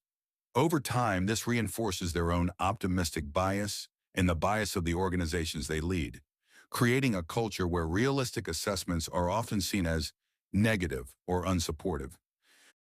To mitigate the dangers of unchecked optimism, Kahneman suggests a technique developed by Gary Klein called the pre-mortem. Before a final decision is made on a major project, the team should gather and imagine that they are 1 year in the future and the project has been a complete disaster. They are then tasked with writing a brief history of how that disaster happened. This simple exercise legitimizes doubt and encourages the skeptical scrutiny of System 2. It forces the mind to break away from the seductive, coherent story of success created by System 1 and identifies potential flaws that were hidden by the haze of optimism. The chapter concludes by highlighting that while the optimistic bias leads to many individual failures, it is a net positive for society. We benefit from the innovations and efforts of the optimists, even if they themselves often pay a high price for their delusions. Understanding the optimistic bias allows us to appreciate the drive behind human achievement while remaining cautious of the overconfidence that often accompanies it. By acknowledging that our gut feeling of success is frequently a mirage, we can use tools like the pre-mortem to ensure our risks are calculated rather than reckless. Part 4. Choices. The 25th chapter marks the beginning of Part 4, shifting the focus from cognitive biases to prospect theory, the core work that earned Daniel Kahneman the Nobel Prize. In this chapter, he critiques the traditional economic model of decision-making, specifically expected utility theory, which was pioneered by the Swiss mathematician Daniel Bernoulli in 1738. For centuries, economists assumed that people make rational choices based on the total wealth they expect to have. But Kahneman argues that this model contains a fundamental error because it ignores the importance of a person's reference point. Bernoulli's great insight was that people do not evaluate gambles based on their expected dollar value, but on their psychological value or utility. He observed that as a person's wealth increases, the marginal utility of each additional dollar decreases. This explains risk aversion. Most people would prefer a certain $100 over a 50% chance to win $200 because the pain of potentially gaining nothing outweighs the utility of the extra money. While this was a massive leap forward in understanding choice, Kahneman points out that Bernoulli's model assumes that utility depends only on your current state of wealth, regardless of where you started. Kahneman illustrates Bernoulli's error with a simple comparison. Imagine two people, Jack and Jill. Jack had $1 million yesterday and has $5 million today. Jill had $9 million yesterday and has $5 million today. According to Bernoulli's theory, they should be equally happy because they both have $5 million. However, anyone with an ounce of psychological intuition knows that Jack is ecstatic while Jill is devastated. This is because our minds do not evaluate absolute states of wealth. We evaluate changes relative to a reference point. Bernoulli's model failed to account for the fact that Jack and Jill have different histories and therefore different perspectives on the same amount of money. The author argues that this oversight is not just a minor detail, but a blindness that has persisted in economics for over 250 years. By ignoring the reference point, economists have been unable to explain why people often become risk-seeking when faced with certain losses. If you are Jill and you have just lost $4 million, you might be willing to take a high-stakes gamble to get back to your original $9 million, even if the odds are against you. Bernoulli's theory cannot explain this desperation because it only looks at the final outcome, not the direction of the change. The chapter concludes by setting the stage for prospect theory. Kahneman emphasizes that to understand human choice, we must move beyond the econs, the rational actors of traditional economics, and look at humans.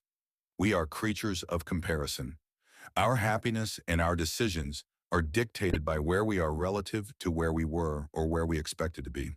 By identifying Bernoulli's error, Kahneman and Tversky were able to build a more realistic model of human behavior that accounts for the emotional weight of gains and losses. The 26th chapter explores the foundational concepts of prospect theory, which Daniel Kahneman and Amos Tversky developed to fix the flaws in Bernoulli's model.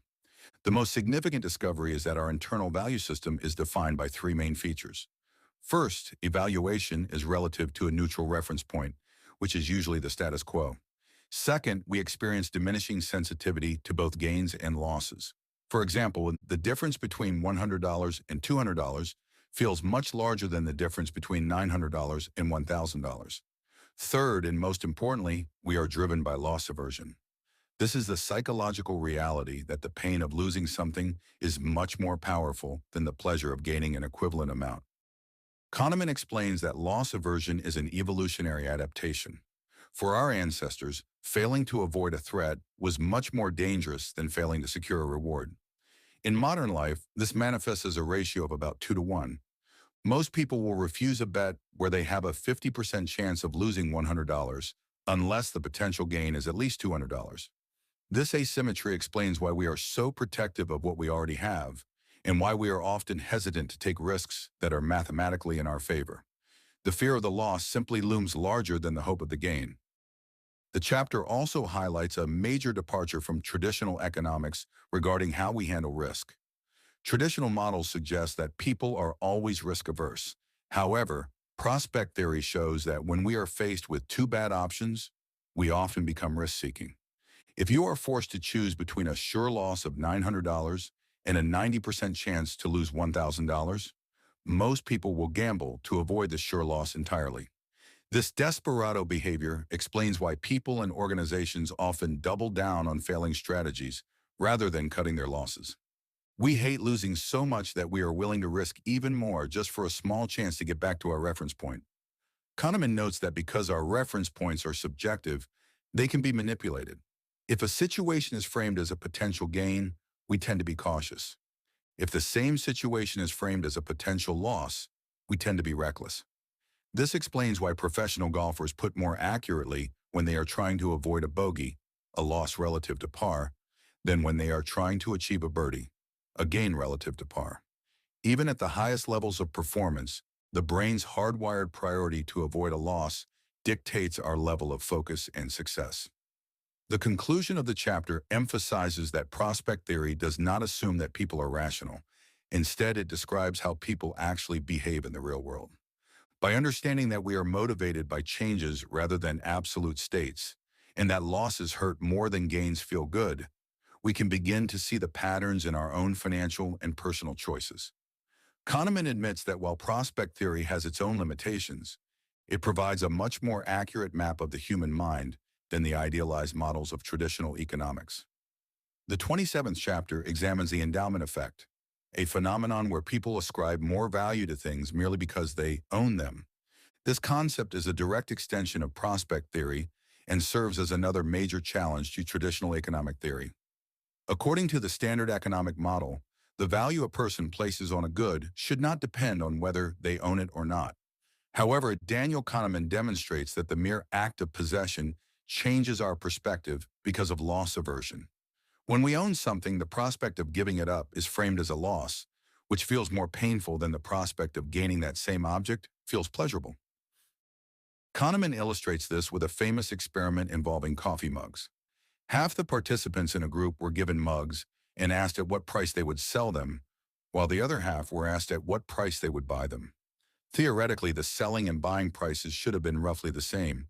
Instead, the sellers demanded twice as much as the buyers were willing to pay.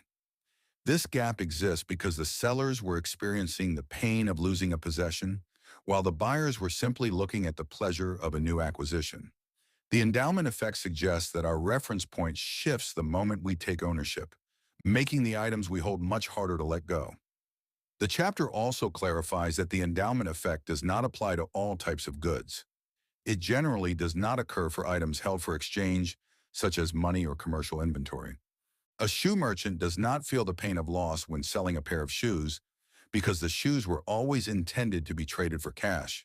The effect is most prominent for goods that are intended for use or that have sentimental value. These are goods that are incorporated into our sense of self. Once an object becomes part of our endowment, the associative machine of System 1 begins to find reasons why it is special or unique, further driving up its perceived value. Kahneman notes that the endowment effect is particularly visible in the housing market. Homeowners who purchase their houses during a market peak are often unwilling to sell for less than they paid, even when market conditions have changed significantly. They are anchored to their original purchase price and view any lower offer as a painful loss rather than a reflection of current market reality. This behavior often leads to houses staying on the market for much longer than necessary, as the owners wait for a price that matches their subjective internal valuation rather than the objective market value. The conclusion of the chapter emphasizes that the endowment effect is a deeply human trait that complicates the rational functioning of markets. It creates a friction in trade, as buyers and sellers often fail to reach an agreement because they are viewing the same object through different psychological lenses. By understanding this effect, we can better recognize why it is so difficult to declutter our homes, sell underperforming stocks, or negotiate fairly. It serves as a reminder that our connection to the things we own is often driven more by the fear of loss than by any objective measure of worth. The 28th chapter focuses on the psychological dominance of negative information over positive information. Daniel Kahneman explains that the human brain is hardwired to prioritize threats over opportunities, a principle known as negativity dominance. From an evolutionary perspective, this makes perfect sense. An organism that treats threats as more urgent than rewards is more likely to survive and reproduce. This biological priority means that bad words, bad emotions, and bad feedback have a much faster and stronger impact on us than their good counterparts. Kahneman illustrates this by showing how loss aversion extends beyond money into our social and emotional lives. In a marriage, for example, it has been observed that long-term stability depends much more on avoiding negative interactions than on increasing positive ones. A single piece of stinging criticism can undo the benefits of several compliments. Our minds are built to detect a frown in a crowd faster than a smile in a crowd because a frown represents a potential threat that requires immediate attention. The chapter also discusses how this bias shapes our behavior in negotiations and public policy. We are much more motivated to defend what we already have than we are to gain something new. This leads to a strong status quo bias, where individuals and groups fight fiercely against any change that might result in a loss, even if the potential gains are objectively larger. In politics, this manifests as the intense mobilization of groups who feel threatened by a new law, while the people who would benefit from it remain relatively quiet and unorganized. Kahneman notes that the language we use is also saturated with this negativity. We have a much richer vocabulary for describing pain and failure than we do for describing pleasure and success. This is because bad is a more complex and urgent problem for the brain to solve. Even in the world of goals, we are more motivated to avoid failing to meet a target than we are to exceed it. Once we reach a goal, it becomes our new reference point, and the fear of falling below it becomes a much more powerful driver than the desire to climb even higher. The conclusion of the chapter emphasizes that recognizing our bias toward bad events is essential for balanced decision-making. Because we are naturally oversensitive to losses and threats, we often overreact to negative news or avoid taking healthy risks.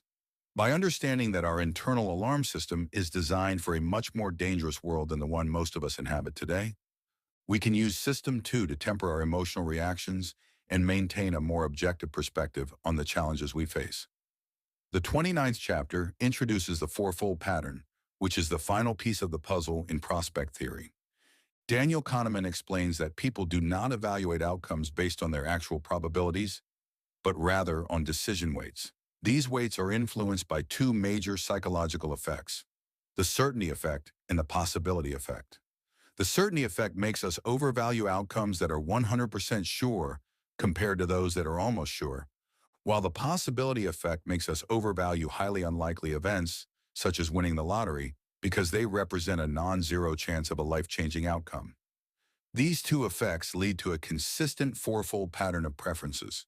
In the first quadrant, when faced with a high probability of a gain, like a 95% chance to win $10,000, people are risk-averse. They would rather take a smaller, sure amount than risk getting nothing, even if the gamble is mathematically worth more. In the second quadrant, when faced with a high probability of a loss, like a 95% chance to lose $10,000, people become risk-seeking. They will take a desperate gamble to avoid a sure loss, which is why people often double down on failing investments. The third and fourth quadrants involve low probabilities. In the third quadrant, when there is a low probability of a gain, like a 1% chance to win $10,000, the possibility effect takes over. This makes people risk-seeking, which explains why people buy lottery tickets despite the terrible odds. Finally, in the fourth quadrant, when there is a low probability of a loss, like a 1% chance of a house fire, people become highly risk-averse. This explains the entire insurance industry. People are willing to pay much more than the statistical value of the risk just to. Finally, in the fourth quadrant, when there is a low probability of a loss, like a 1% chance of a house fire, people become highly risk-averse. This explains the entire insurance industry. People are willing to pay much more than the statistical value of the risk just to buy peace of mind and eliminate the possibility of a catastrophe. Kahneman notes that this pattern reveals a fundamental inconsistency in human logic. We overreact to small risks and underreact to large ones because our emotions are tied to the possibility of the event rather than its actual probability. This leads to poor financial decisions, as we often spend too much protecting ourselves from rare events or chasing long shots that are unlikely to ever pay off. The associative machine of System 1 is easily captured by the vividness of a rare event, making it seem much more likely than it is in reality. The conclusion of the chapter emphasizes that understanding the fourfold pattern is essential for navigating modern life, especially in law and finance. It explains why plaintiffs in a lawsuit might accept a low settlement to avoid a small risk of losing, or why defendants might take a reckless gamble at trial to avoid a certain payout. By recognizing these patterns, we can start to see where our intuitions are leading us astray and use the discipline of System 2 to make choices based on the real expected value of our options. The 30th chapter explores why human beings are so inconsistent when dealing with low probability events. Daniel Kahneman argues that we alternate between two extremes. We either completely ignore rare risks or we give them far too much weight. This happens because our judgment is driven by the vividness of the mental images we create rather than the actual percentages. When an event is described in a way that is easy to imagine, like a terrorist attack or a plane crash, it triggers the availability heuristic, making the event feel much more likely than it is. A key concept in this chapter is denominator neglect. Kahneman explains that when people are presented with a risk described as 1 out of 100, they often focus on the 1, the person who was harmed, and ignore the 100, the total population. This makes the danger feel immediate and personal. In experiments, people often choose a gamble where they have 8 chances out of 100 to win over a gamble with a 1 in 10 chance, simply because the number 8 is larger and more vivid than the number 1, even though the 1 in 10 chance is mathematically superior. The chapter also discusses the role of vivid representation in decision-making. If a rare event is described with rich emotional detail, it captures the attention of System 1. This is why lottery advertisements focus on the luxurious lives of winners rather than the millions of people who lost.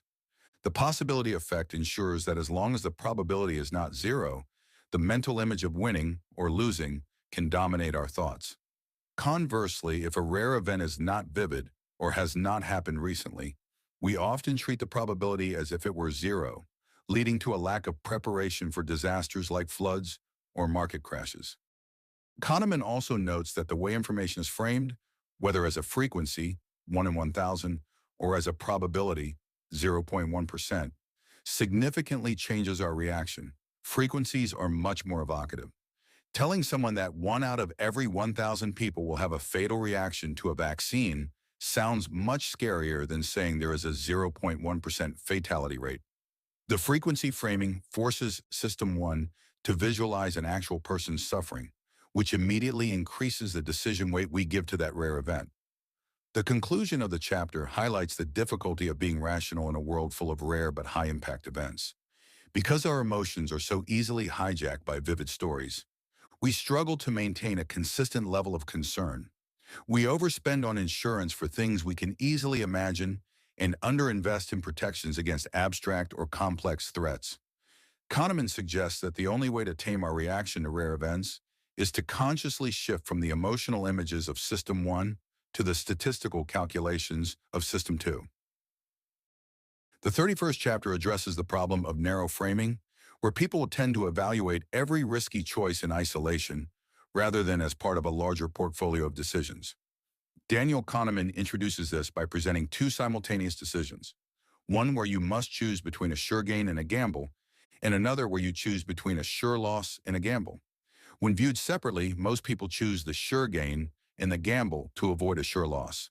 However, when these two choices are combined, the math shows that the combination of the two intuitive choices is actually inferior to the combination of the two counterintuitive ones. Kahneman argues that the way to overcome this inconsistency is through broad framing, viewing a series of similar decisions as a single package. He suggests that we should adopt a risk policy, which is a standing rule we apply to any situation involving a small risk. For example, a policy might be to always take the highest expected value when the stakes are low, regardless of the emotional pull towards safety. By committing to a consistent policy, you ensure that over the course of your life, the wins and losses will average out in your favor. This approach reduces the emotional noise of individual losses and prevents the paralysis that comes from overthinking every minor gamble. The chapter also highlights how narrow framing is a major source of loss aversion in professional settings. Managers who are judged on the outcome of every single project become overly cautious, leading to a loss of innovation for the company. If the company instead adopted a broad framing policy, evaluating a manager's performance over dozens of projects, the manager would feel more comfortable taking the calculated risks necessary for long-term growth. Narrow framing makes every loss feel like a catastrophe, whereas broad framing treats a single loss as a minor cost of doing business. Kahneman admits that broad framing is difficult because it requires the constant intervention of System 2. Our natural instinct is to react to the vivid, immediate outcome of the task at hand. To fight this, we must consciously remind ourselves that you win some and you lose some. By treating each small risk as just one of many, we can lower our loss aversion and make decisions that are more logically consistent and financially beneficial in the long run. The conclusion of the chapter reinforces the idea that we are better off when we stop looking at life through a magnifying glass. A risk policy acts as a shield against the erratic emotions of System 1. It allows us to trade the intense pain of a single loss for the quiet confidence of a statistically sound strategy. Kahneman suggests that by expanding our view, we can navigate a world of uncertainty with much greater efficiency and less regret. The 32nd chapter examines how we keep track of our successes and failures through mental accounting and how the fear of regret influences our choices. Daniel Kahneman explains that we do not have a single, unified bank account in our minds. Instead, we create separate accounts for different categories, such as a vacation fund, a dining out budget, or even emotional accounts for specific projects. This mental accounting is a form of narrow framing that often leads to illogical behavior, such as keeping money in a low-interest savings account while carrying high-interest credit card debt. One of the most powerful drivers in mental accounting is the disposition effect. This is the tendency for investors to sell stocks that have gone up in value, the winners, while holding on to stocks that have lost value, the losers. From a rational perspective, you should sell the stock that is less likely to perform well in the future. However, selling a loser feels like closing the account at a loss, which is emotionally painful. Selling a winner feels like closing an account with a success. This bias causes people to hold on to failing investments for far too long, hoping to eventually break even and avoid the sting of a realized loss. Kahneman also explores the deep impact of the sunk cost fallacy. This occurs when we continue to invest time, money, or energy into a failing endeavor simply because we have already invested so much in it. Whether it is staying in a bad relationship or continuing to fund a doomed business project, the desire to avoid the sure loss of quitting overrides the logic of moving on to something better. In organizations, the sunk cost fallacy often leads to escalation of commitment, where leaders throw good money after bad to protect their reputation and avoid admitting a mistake. A central theme of the chapter is the role of regret. Regret is an emotion that results from comparing what actually happened with what might have happened if we had made a different choice. Kahneman points out that we feel much more regret for an outcome that results from an action than for the same outcome resulting from inaction. For example, if you switch stocks and lose money, you will feel more regret than if you stayed with your original stock and lost the same amount. This asymmetry of regret makes us overly cautious and biased toward the status quo, as we fear the specific pain of a mistake more than the general cost of doing nothing. The chapter also discusses the fear of regret as a powerful motivator in consumer behavior. We often pay a premium for brand name products or insurance because the thought of a generic version failing feels like it would be our fault, leading to more regret than if the standard choice failed. To combat these biases, Kahneman suggests that we should be aware of our tendency to keep emotional scores. By recognizing that regret is often a product of hindsight bias, we can try to evaluate our decisions based on the information we had at the time, rather than the emotional weight of the final score. The conclusion of the chapter highlights that while mental accounting helps us organize our lives, it frequently leads to poor financial and personal outcomes. By learning to view our accounts more broadly and understanding the mechanics of regret, we can make choices that are more aligned with our long-term well-being. Kahneman reminds us that the score we keep in our heads is often a distorted reflection of reality, influenced more by the fear of loss than by the pursuit of happiness. The 33rd chapter focuses on the phenomenon of preference reversals, which occur when we change our mind about the value of something depending on whether we evaluate it in isolation or in comparison with something else. Daniel Kahneman argues that our judgments are remarkably inconsistent because System 1 is incapable of maintaining a stable internal scale. When we see a single case, we judge it based on the category it belongs to. However, when we see two cases side by side, our perspective shifts, often leading to a complete reversal of our original preference. Kahneman illustrates this with an experiment involving two dictionary offers. Dictionary A is in great condition and has 10,000 words. Dictionary B is in slightly worn condition, but has 20,000 words. When people are shown only one of the dictionaries, they tend to value Dictionary A more because they dislike the defect of the worn cover. However, when they see both dictionaries together, they immediately realize that Dictionary B is much more valuable because it has twice the vocabulary. The defect that seems so important in isolation becomes trivial when a more significant attribute, the number of words, is available for comparison. This chapter highlights the danger of narrow framing in legal and social judgments. Kahneman discusses how juries often award wildly inconsistent damages because they evaluate cases one by one. If a jury hears about a child who was burned by a faulty sparkler, they might award a certain amount of money. If another jury hears about a bank that lost money due to a technicality, they might award a different amount. Only when the two cases are placed in a joint evaluation do people realize that the physical harm to the child is far more serious than the financial loss of the bank. Without a broad frame, our moral and financial compass is easily swayed by whichever story is currently in front of us. The author explains that reversals happen because joint evaluation highlights evaluability. Some features, like a torn book cover or a person's height, are easy to judge in isolation. Other features, like the number of words in a dictionary or the statistical risk of a chemical, are difficult to judge unless you have a reference point for comparison. In single evaluation, the easy-to-judge feature dominates our decision. In joint evaluation, the more important but harder-to-judge feature takes the lead. This means that the way a choice is presented, whether as a standalone option or as part of a set, can completely change the outcome. The conclusion of the chapter emphasizes that to make rational decisions, we must seek out joint evaluations whenever possible. We should be suspicious of our own reactions to a single offer or a single news story and intentionally look for a broader context. By placing options side by side, we force System 2 to engage in a more disciplined comparison, which helps to iron out the inconsistencies and emotional biases of System 1. Kahneman warns that the world is full of people who want us to see things in isolation precisely because they know it makes us easier to influence. The 34th chapter examines how the way a choice is described, its framing, can profoundly influence our decisions, even when the underlying facts remain identical. Daniel Kahneman argues that humans are not reality-bound, but rather frame-bound. Because System 1 is emotionally reactive and System 2 is often passive, different wording can trigger different associative machinery, leading to inconsistent choices. This challenges the economic assumption of extensionality, which suggests that preferences should be based on the substance of an option rather than its description. Kahneman illustrates this with the famous Asian disease problem. Participants were asked to choose between two programs to combat a disease expected to kill 600 people. When the programs were framed in terms of lives saved, for example, 200 people will be saved, most people were risk-averse and chose a certain option. However, when the exact same programs were framed in terms of lives lost, for example, 400 people will die, most people became risk-seeking and chose the gamble.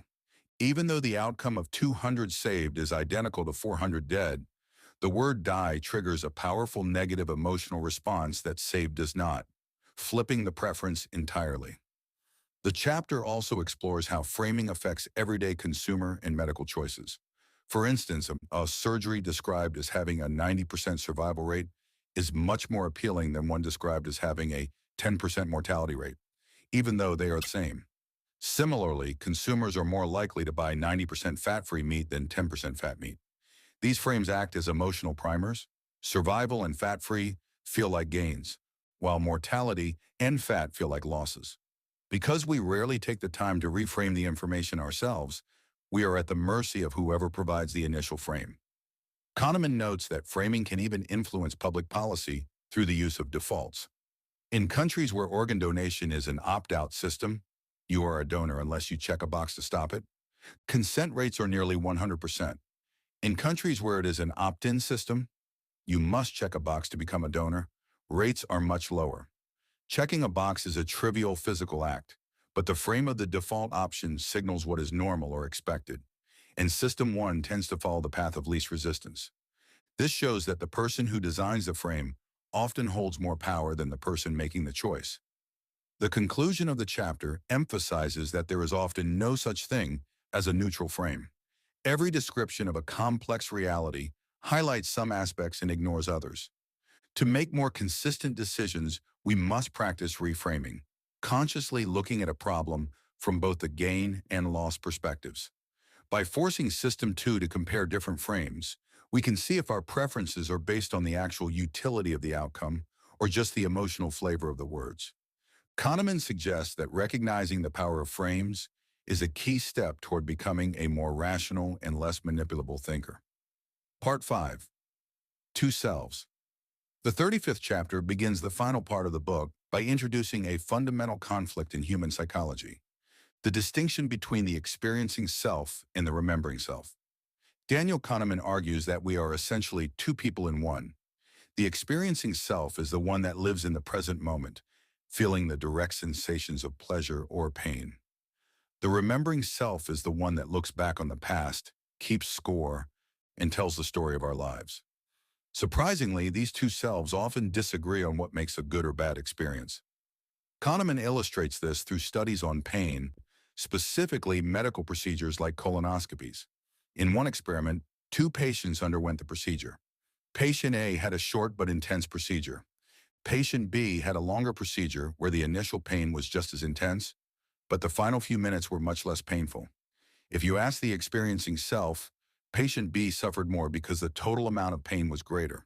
However, the remembering self of patient B felt much better about the experience than patient A. This is because the remembering self follows the peak-end rule.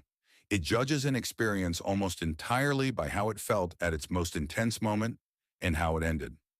This leads to a phenomenon called duration neglect. The remembering self is largely indifferent to how long an experience lasts. It only cares about the highlights and the ending. In another study, people were asked to hold their hand in painfully cold water.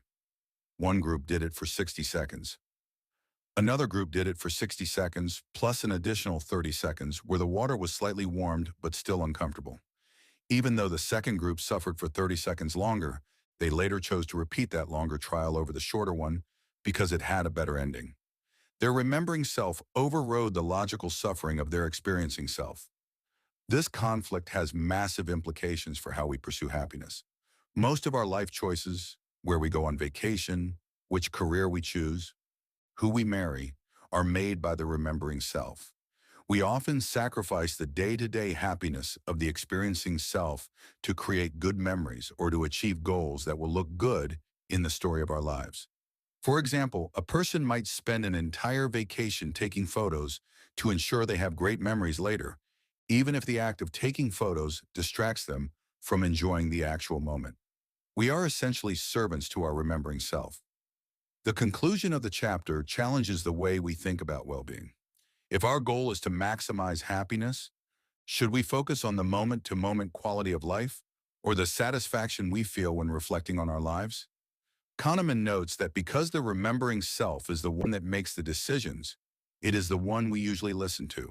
However, this can lead us to make choices that do not actually make us happier in the long run, simply because we are chasing a story rather than an experience. The 36th chapter explores how the remembering self views a person's entire life as a narrative rather than a collection of moments. Daniel Kahneman argues that we tend to evaluate the quality of a life by its story arc, focusing heavily on significant events and the final outcome, while ignoring the actual duration of the experiences. This narrative drive is what makes the ending of a story so disproportionately important to us. A life that ends in tragedy or failure is often viewed as a ruined life, even if the person experienced decades of happiness before the end. Kahneman illustrates this with the Gen study, where participants were asked to evaluate the total happiness of a fictional character's life. One version of the story described Jen as having an extremely happy life for 30 years before dying suddenly. Another version described the same 30 years of happiness, followed by an additional 5 years that were only pleasant, not quite as happy as the first 30. Logically, the second version contains more total happiness. However, participants rated Jen's life as less happy in the second version. This is a clear case of duration neglect. The less happy tale at the end lowered the average of the whole story in the eyes of the remembering self. The chapter also discusses how this focus on the story affects our own choices and memories. We are often willing to endure significant discomfort or sacrifice for the sake of a meaningful story. For example, a person might stay in a difficult job or relationship because they want to reach a specific milestone that completes a chapter in their personal narrative. We also tend to prioritize memories that fit our self-image, often discarding or ignoring moments that do not align with the story we tell ourselves about who we are. Kahneman notes that our obsession with the ending can lead to a distorted sense of reality. He mentions that most people would find a vacation ruined if they found out at the very end that all their photos were lost. From the perspective of the experiencing self, the vacation was still wonderful. But for the remembering self, the loss of the proof in the negative ending retroactively poisons the entire experience. We act as if the purpose of the experience is to produce a memory, rather than the experience being valuable for its own sake. The conclusion of the chapter emphasizes that the story we tell about our lives is a construction of the remembering self, and it is rarely an accurate reflection of our actual lived experience. By focusing so much on the peaks and the ends, we ignore the vast majority of our time on Earth. Kahneman suggests that while stories are essential for human meaning, we should be careful not to let the narrative goals of the remembering self completely overshadow the well-being of the experiencing self.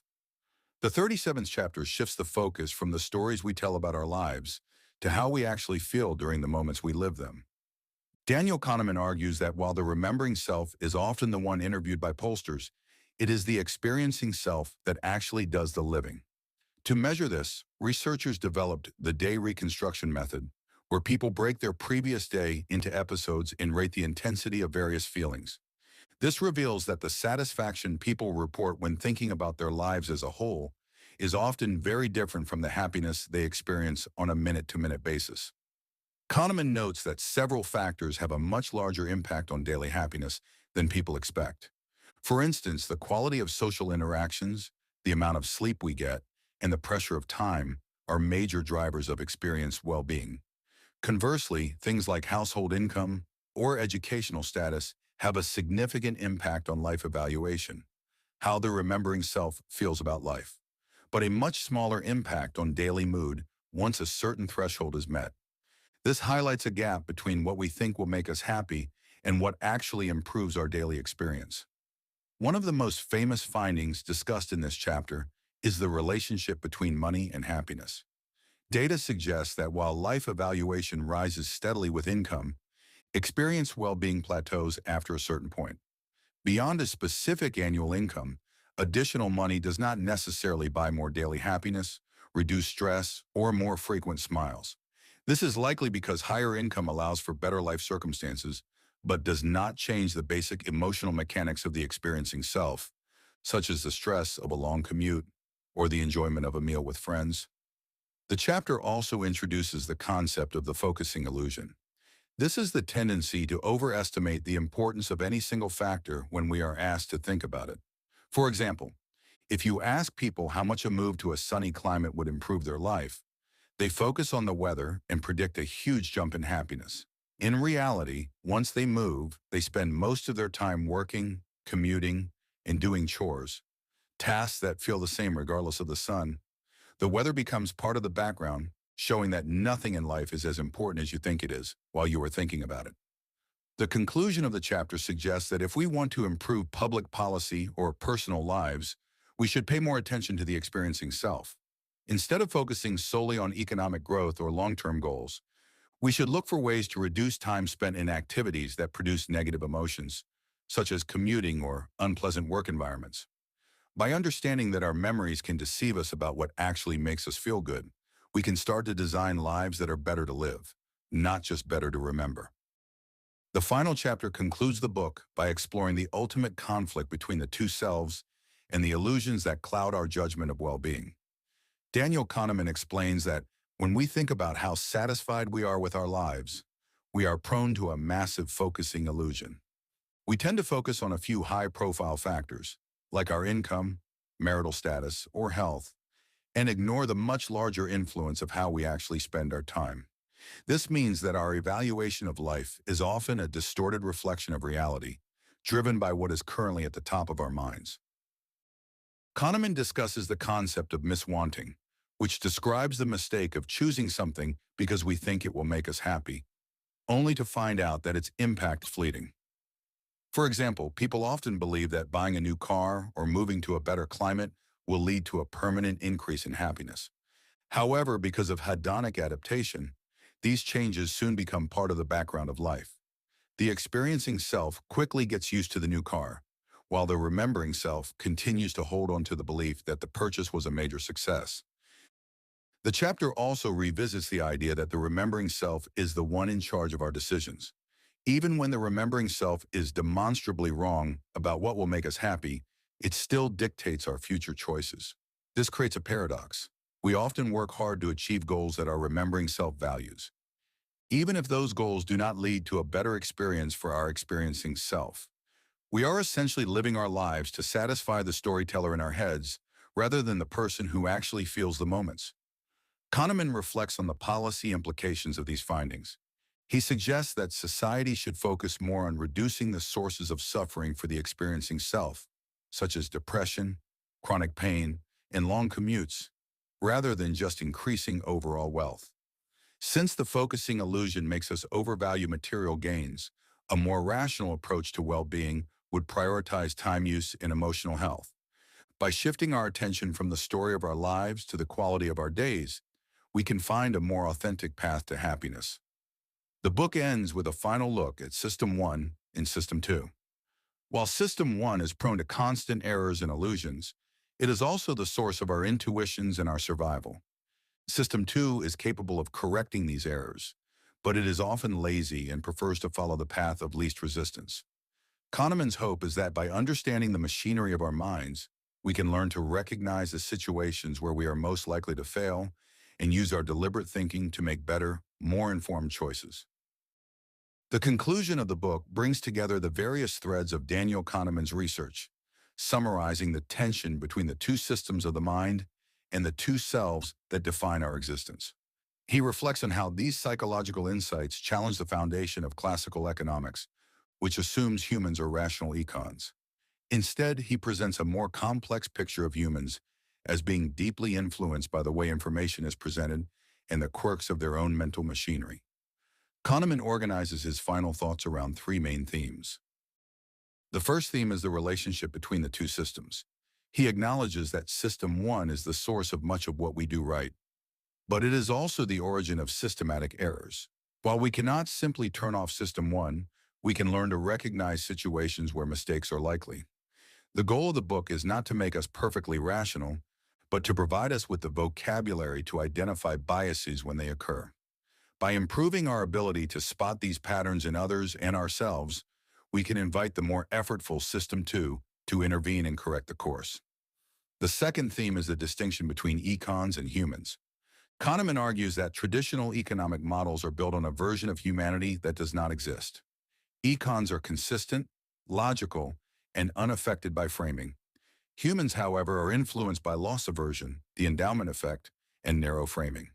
He suggests that public policy should be designed to help humans make better choices without restricting their freedom, a concept often called libertarian paternalism.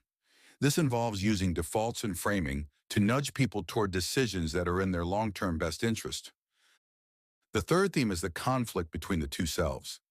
Kahneman admits that he does not have a simple answer for which self should be prioritized.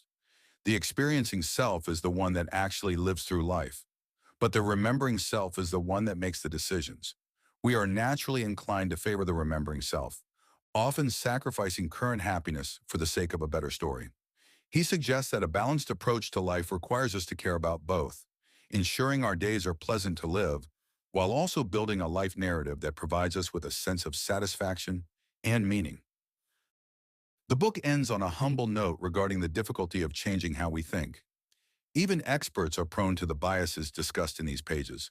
However, Kahneman believes that by bringing these concepts into the public conversation, we can improve our collective decision-making.